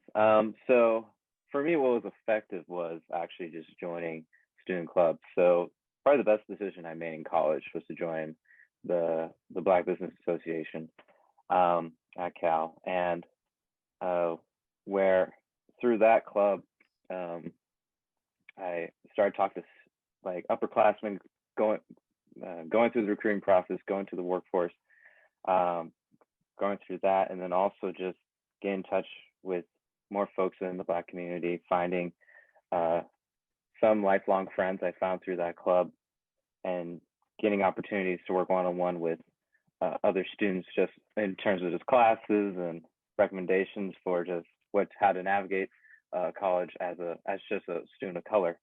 I say all that just to highlight the fact that when I joined Spectrum Autism at Cal initially, and I believe this is the case on most college campuses, the club was more focused on volunteering and fundraising and not really community building. And I feel like that's a weakness for most autism orgs, not just on college campus, but just all across the board. So it doesn't really generate genuine community outreach or connection. So I feel that that's a major weakness within the neurodiverse community right now, where you have a lack of connection between like alums who graduated who happen to be neurodiverse and students that are neurodiverse. I feel like there's not really a good pipeline there.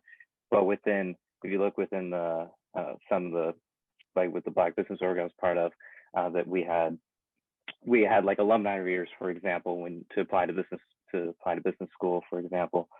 We had connections within industries where Black professionals would come and talk to us directly. So it was nice seeing folks that looked like me talk to us about their corporate experience. It's not really, in the neurodiverse community, I feel like it's weaker when it comes to that connection between neurodiverse professionals and neurodiverse students. I feel like there's a lack of communication there. So I feel that student orgs for me, and this is just for me, and I feel like at Berkeley, at larger schools, I think finding those groups and those sort of connections can really help you in the long way. So that's how I got my career. That's how I'm at Ernst & Young right now, is through the connection I made through the Black Business Org. So I attribute a lot of my success to that. I'll start with what works. No one doubts your intelligence. The assumption from fellow students and faculty is, you're at Berkeley, so you must be intelligent. As a disabled person, that's a stigma you've been fighting all your life, and it's such a relief to not have to do that. A major thing for me is that I'm able to be involved in research labs, and the labs have helped me to find workarounds so that I can contribute despite my challenges. I feel that as an autistic, you can get away with more stemming behaviors at Cal. Maybe because of Cal's history of protest and diversity, so people kind of just shrug it off or are less judgmental. Now for the challenges. Some of the supports are simply not set up for disabled folks. An example. The first semester of college was understandably very overwhelming for me. I thought I would make use of extra academic coaching offered by the Student Learning Center. They, however, redirected me back to the DSP for support, but DSP is not an academic coaching center. Another irony is that while I'm able to be part of the labs, being a participant in the different research studies has been a lesson in frustration. Many of my courses require research participation credits. I don't seem to qualify in the pre-screen phase, so I'm not eligible for most studies. I have to wonder if that is related to being disabled. Last semester, I took a business class at Haas Business School, which again needed this research participation credits. I missed the deadline for the pre-screen, and suddenly there were a lot of studies assigned to me as the system no longer knew a lot about me. I managed to sneak in one study, but the second one was a group activity, and the student research assistant turned me away at the door saying, "Only spoken responses," though honestly that was not necessary to that study. When I brought it up, I got the research credit, but the point was being able to participate. And it seemed beyond what my professors could do to fix the system, and I've usually ended up doing the alternative assignment offered to students under age 18. And it makes me wonder how our needs will be addressed if data is collected only from participants in the middle of the bell curve. Anyway, this semester I brought it up with my current professor. With the combination of the professor following up and all studies going remote, I was able to finish all those required credits in the first 2 months itself. Being a participant should not be so hard. As a future researcher, it is important to experience both sides of research. There are several other such irritants where the system is so rigged towards neurotypical or able-bodied and speaking students.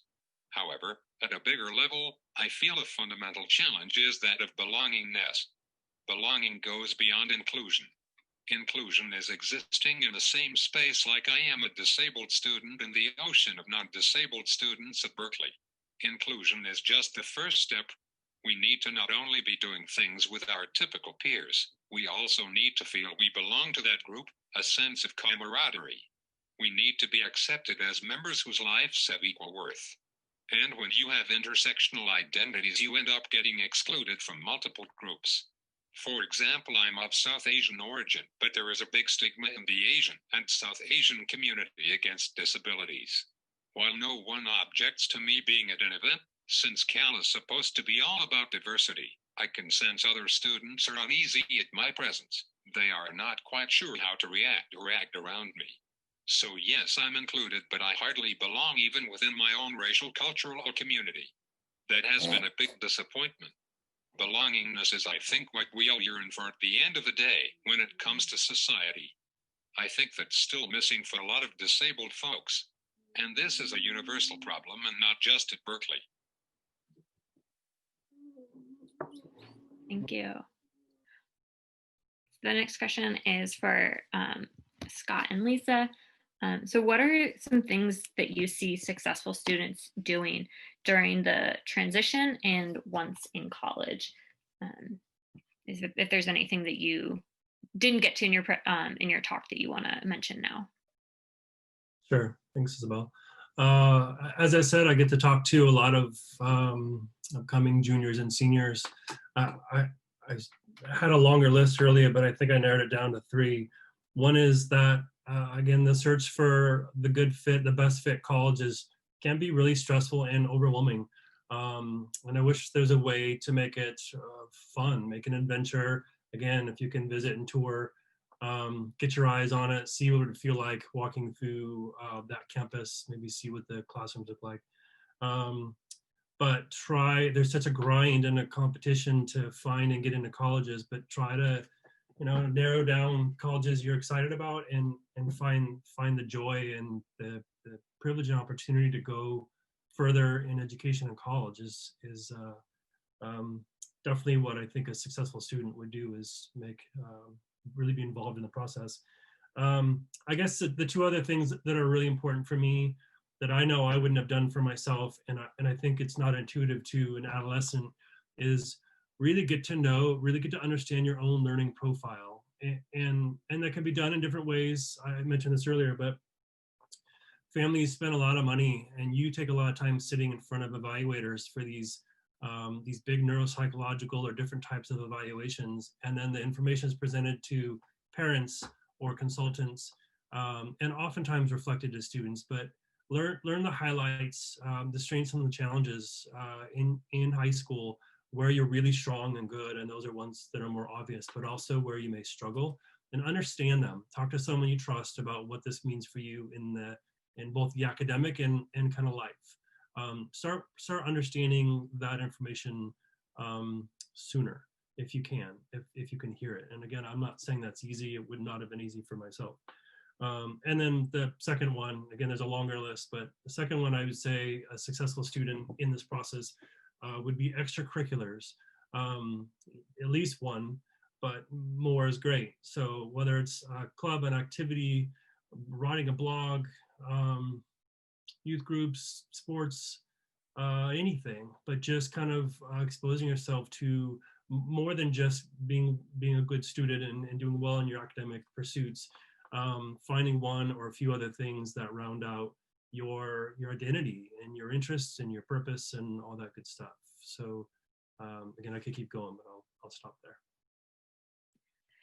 And thanks, Scott. And then again, second everything that Scott has said. And I think I covered a lot of my recommendations in my presentation. So I think I will just highlight getting to know professors, going to office hours, or if you're not comfortable talking with them in person, talking with them over email. And I know somebody else had mentioned in one of the questions that in and of itself of saying, make sure to advocate for yourself, make sure to get to know professors, make sure to get to know the DRC or OAE can be a lot of extra work and can be a lot more taxing on executive functioning, especially if that's something that's a little bit more difficult. And so even within that, I say if you can find one person, whether that is, I think Sarah had mentioned an RA or an advisor that you have, or just an upper class student that you get to know, somebody who can help you navigate that world,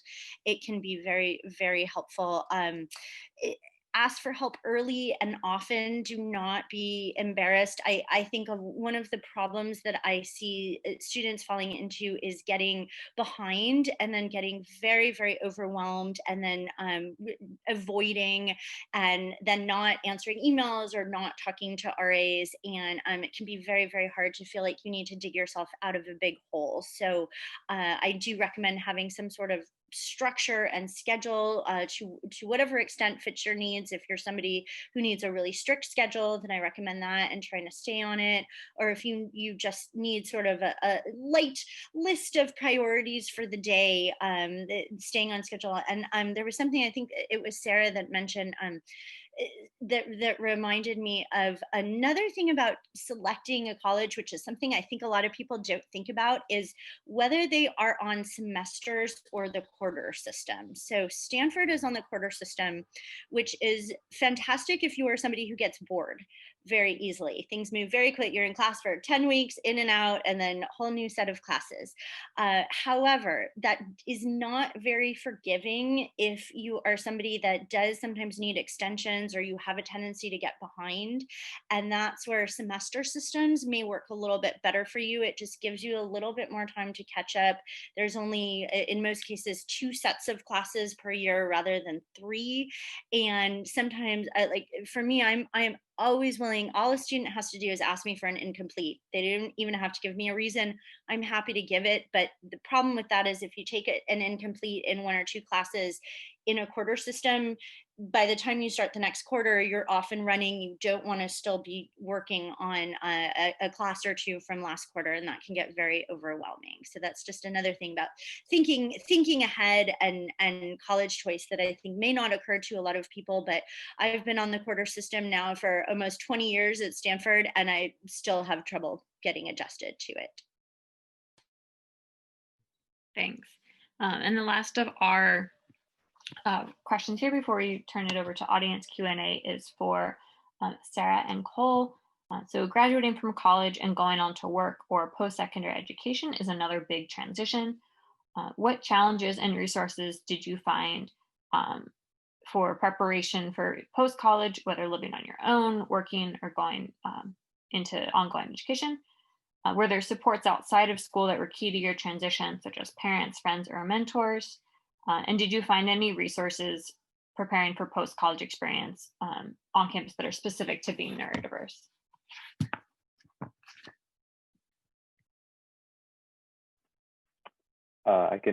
Sarah, do you want to start with this one?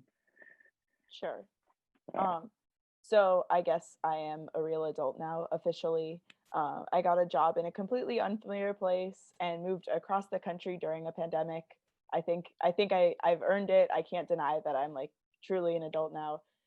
There were some supports that I could use, but the transition from undergrad to industry work seems to be that turning point where you have to dig a bit more to find the resources, and you have to advocate for yourself a bit more directly, which is okay, because I think that that's something that I did really learn how to do in undergrad, so that now in daily life it's way easier, and it's not as, you don't have to go through many channels. You can just say, hey, slow down, hey, can you repeat that, hey, I need this thing to help me do this thing better. And I think undergrad made me more comfortable doing that. Technically, I think my school offered networking events and practice interviews, resume feedback, but I don't think any of the resources I saw were specific to neurodiversity, and things were also complicated by COVID. So I don't know if there were different resources that would have been offered in person. I did lean on friends and family a lot during the transition while looking for jobs, moving and settling. It was a big jump from seeing resources advertised more explicitly during undergrad, whereas now I kind of am looking more for them, and it's not explicitly neurodiversity accessibility. I did use support from people I'd met in the accessibility community while I was job hunting, but it was, me doing that, not this thing provided in an official capacity. In industry, you will still have HR and hopefully some accessible Office of Accessibility equivalent. The law is on your side in terms of like needing accommodations or anything. But in general, it's you being your own advocate, hopefully in not a super burdensome way, but in knowing from undergrad what stuff kind of helps you in a working learning environment, and knowing how to ask for it at this point, and knowing that you are entitled to this type of thing and you have a right to it because you do. And that part legally does carry over from undergrad in most cases. Some other things I carried with me from college that helped me with this transition a lot and made me more comfortable with suddenly being an adult were knowing how important routine was for me, and what routine was important for me, and what sleep schedule worked for me, having my organizational strategies already like tested, tried and true. And my new thing is framing tasks I know I would have procrastinated as, why don't you do this thing for future Sarah? You're not doing it for you. It's not a task. It's just like, help out, do a favor for future Sarah. And for some reason that works. I'm really bad at transitions and forcing myself to do stuff without an immediate motivations. That's one trick. But in general, another thing that I've carried with me, and I can't say it enough, is like being the advocate for yourself and being upfront about when and what accommodations you need. I think that that's something that hopefully by the end of undergrad you've kind of mastered, and it makes adulthood easier for sure. Thank you, Sarah. And Sarah makes a lot of excellent points surrounding, especially self-advocacy. You have to be, I think, during college, you have to start getting the practice of being your own self-advocate, because in the corporate world, there are not many, in the current corporate climate, you have to be your own self-advocate. So, but for me, for getting prepared for post-grad, I started networking really early. I started networking my freshman year. I knew I was interested in business, but I did not know which segment or which sector I wanted to go into. But I just started talking to people, and it was really nerve-wracking. And networking is awkward. It is just, I got so many anxiety attacks from it. I got sick over networking events. It's because if you go to a career fair, it's a great combination, right? A bunch of people, a bunch of noises. It's just a great combination for success, right? So I say that sarcastically, of course, but so I think I know there are some Cal just started this too. They're starting to have more disability focused career networking opportunities, and then the club that Hari and I were a part of, we're starting to gain community and gain more connections with the alums. So we're starting to build something at Cal, but I can't speak for other schools. But in general, what really prepared me most for a postgrad world was my internships, actually, that I had with Ernst & Young.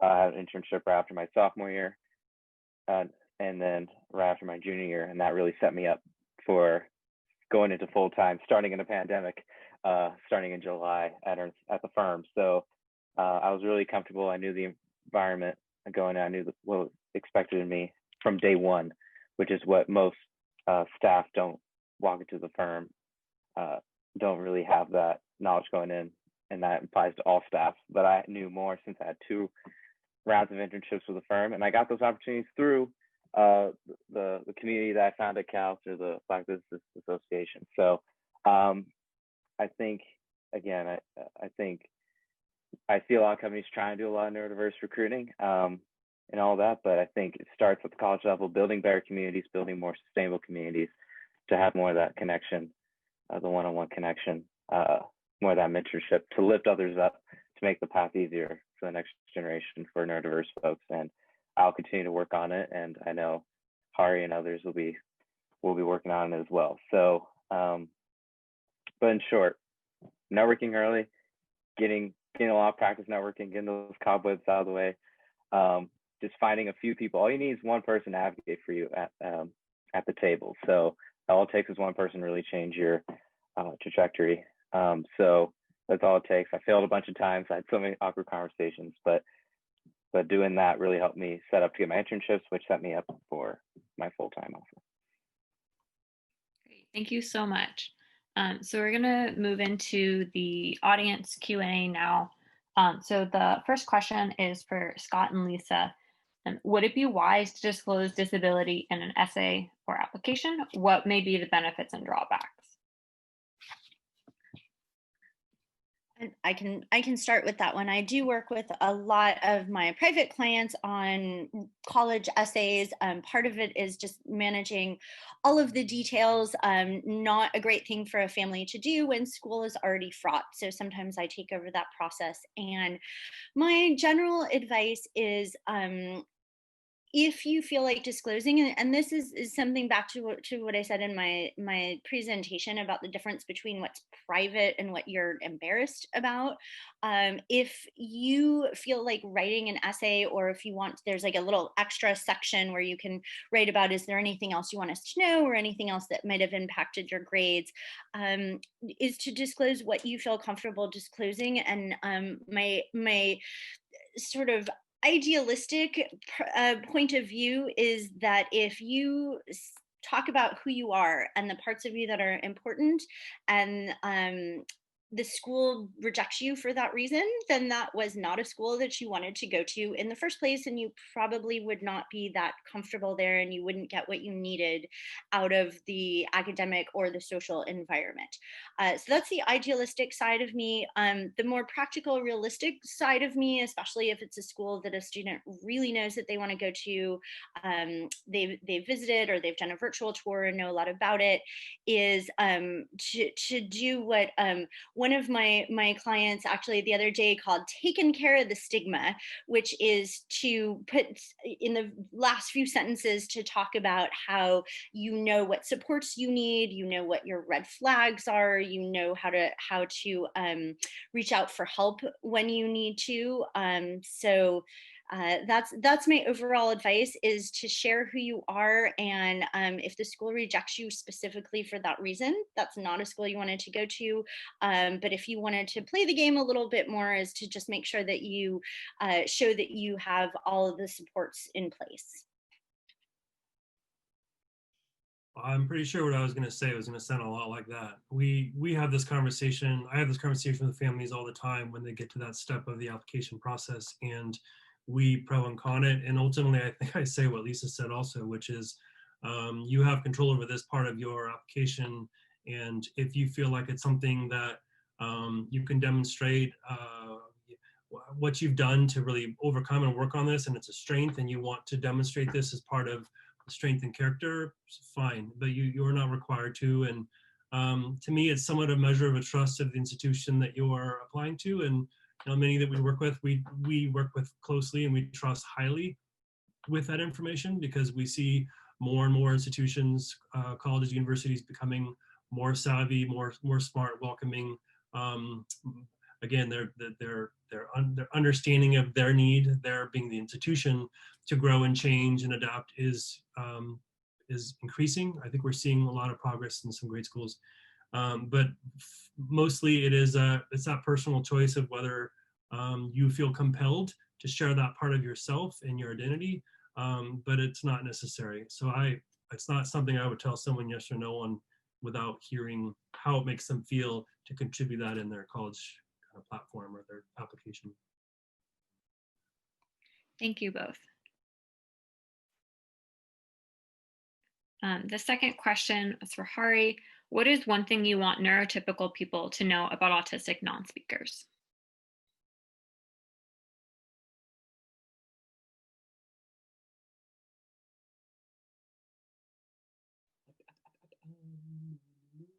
Not speaking does not mean you have nothing to say.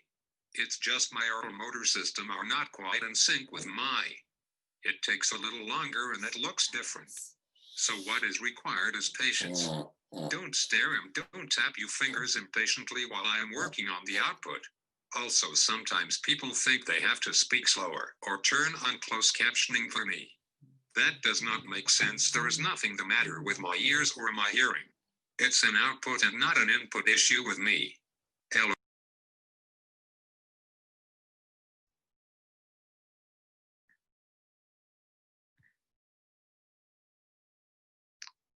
Hari, you got muted for a second. I don't know if that was on purpose.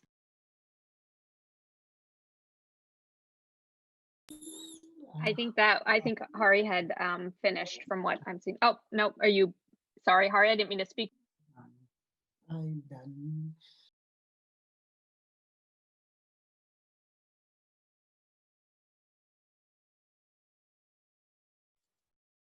Yeah, I think Isabelle, Okay. he was confirming he's done. Okay, yeah. All right, so the next question was apparently for me, but I think all the other students can also jump in. So the question was, it really helped to know that high and low functioning in different areas doesn't restrict you from receiving a higher education. You want to know if you lived in a dorm or some other housing program, support person you have, is that through college or some service provider, and how often does she come help you? So the way that I ended up with this helper is actually quite funny. I came back to school my sophomore year, had a giant meltdown. If you asked like, why is Isabelle crying, the most proximal answer was like, there was sand in my shoes. There's about 87 other things. After my giant meltdown, I called my mom and was like, I want to leave school, not because I couldn't do academics, but because like, my goodness, I couldn't do life and laundry and all of that. And my mom was like, okay, how about you just like wait a second, like just simmer for a second. And then she did some mom magic and like Googled disability sort of things at Stanford, found that there's this thing called Kids with Dreams where people work with kids with disabilities, and then contacted them, was like, does someone want to come help my kid? And Stephanie happened to come help me. It was really funny though, because she was a student. She was a co-term, so a co-terminal master's working on her master's. And I guess it was spring quarter that year, walked into a class and we ended up actually taking the same class and didn't know it beforehand. So that was really funny. But yes, I lived in a dorm. The situation that worked best for me was an apartment style dorm, but there was still like residential supports, and RAs ended up being huge support for me. Yeah, so I don't know if anyone else has thoughts they want to add on that before we move to last takeaways. I'll briefly touch on it. So for my housing, I was fortunate enough under ADA thank goodness. I had university housing all 4 years, so that was major. And I was able to, one of my best friends was able to, went to Cal with me, so we were able to room from sophomore year to senior year. So that was big. And also just having my cousins who I visited all the time growing up, having them 15 minutes away was a huge support network too. So I think it's very important to have, you know, a home away from home, close to campus, and that will really help out with just some of the aspects of going to college, being on the spectrum.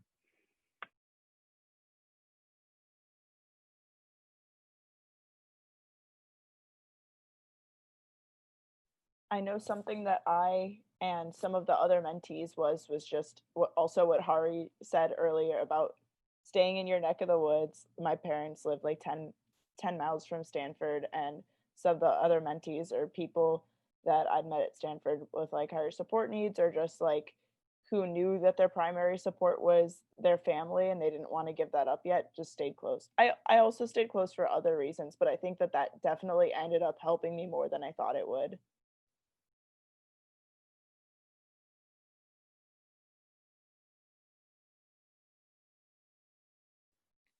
Right, so before we move to takeaways, this is for, I guess, myself and all students. There are several autistic folks in the chat room wondering if there's a good way to follow or connect with us, if we're comfortable with that. So I think I saw one of them that mentioned social media. I do not have social media, but I can give my email. I'm fine with that. I don't know if Cole or Hari have, some way that people can connect with you if you're comfortable with that. I see Hari dropped a. Yeah, you can reach out to me on LinkedIn. I don't know. Twitter. Thanks, Hari. Yeah, Twitter. Yeah, Hari's on Twitter. Yeah, I'm on LinkedIn, Facebook. Just search my name. I'm pretty responsive most of the time. I'm on LinkedIn, and my email is just sarah.chisla, like it is on Zoom, @gmail.com is fine.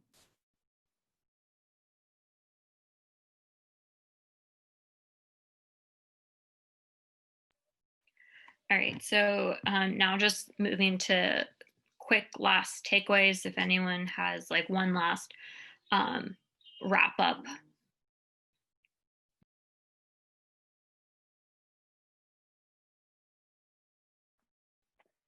I guess I can start. Just want to thank Stanford again for allowing me to speak on this panel. Also, I want to say hi to my mom and dad. They're watching this right now, so I'm gonna give them a shout out. But yeah, I think just in general, just being on the spectrum, it's always going to be a windy path.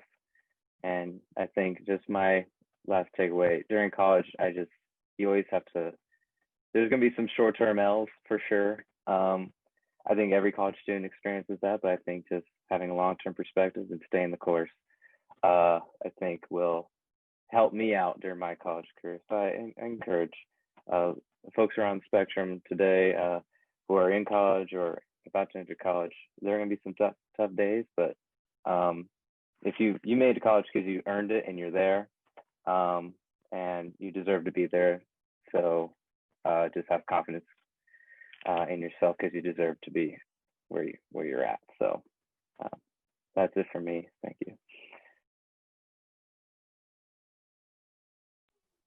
And going off what Lisa said before about like you applying to a college, disclosing things, and having the college reject you, you want a college to be a good fit, and a college that admitted you, wants you there, they chose you, they decided that your diversity and what you bring to campus is valuable, and they are agreeing. It's like the unwritten contract, like when they accept you and they want you there, it's their job to provide the support so that you can achieve your full potential, and so that you feel like you're getting what you wanted out of that too.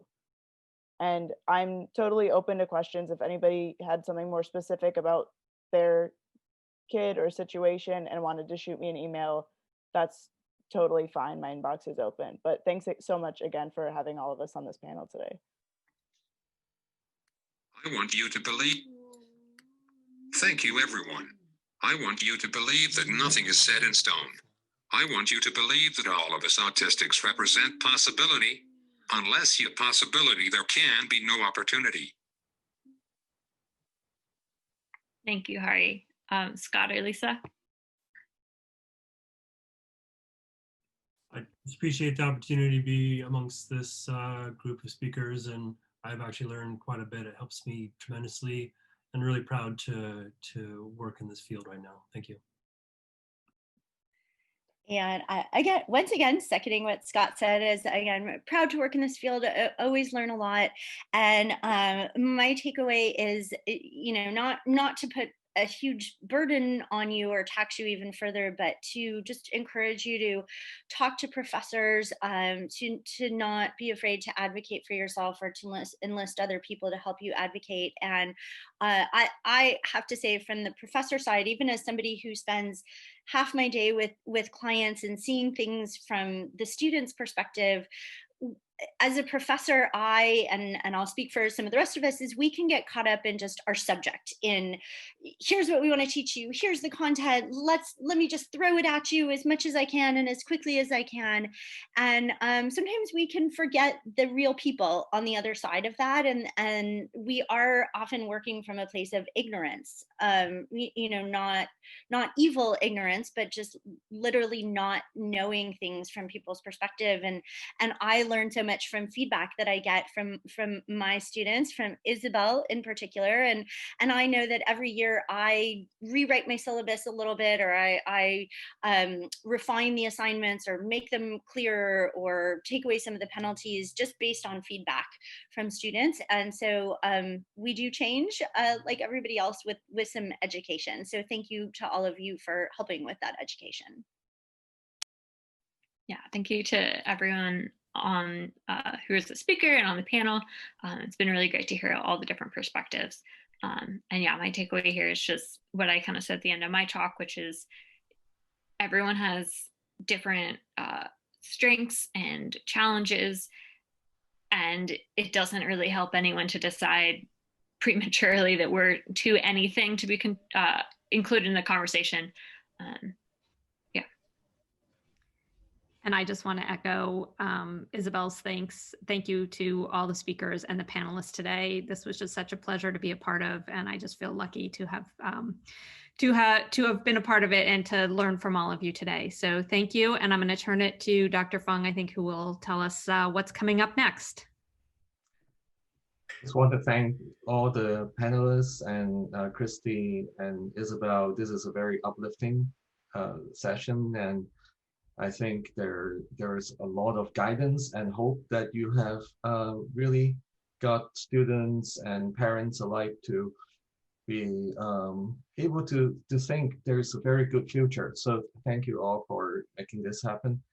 So for the viewers, please really send us feedback by filling out the feedback form. We really value your feedback in order to make things even better.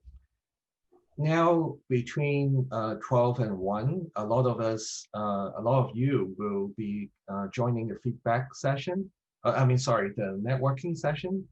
And the networking session is going to be participated through breakout rooms. So if you have signed up for the networking session, please check your email so that you get the right link, and then you will be sent to the right breakout room. For all of the rest of us, please take your lunch break. We're going to be back at 1 p.m. See you soon.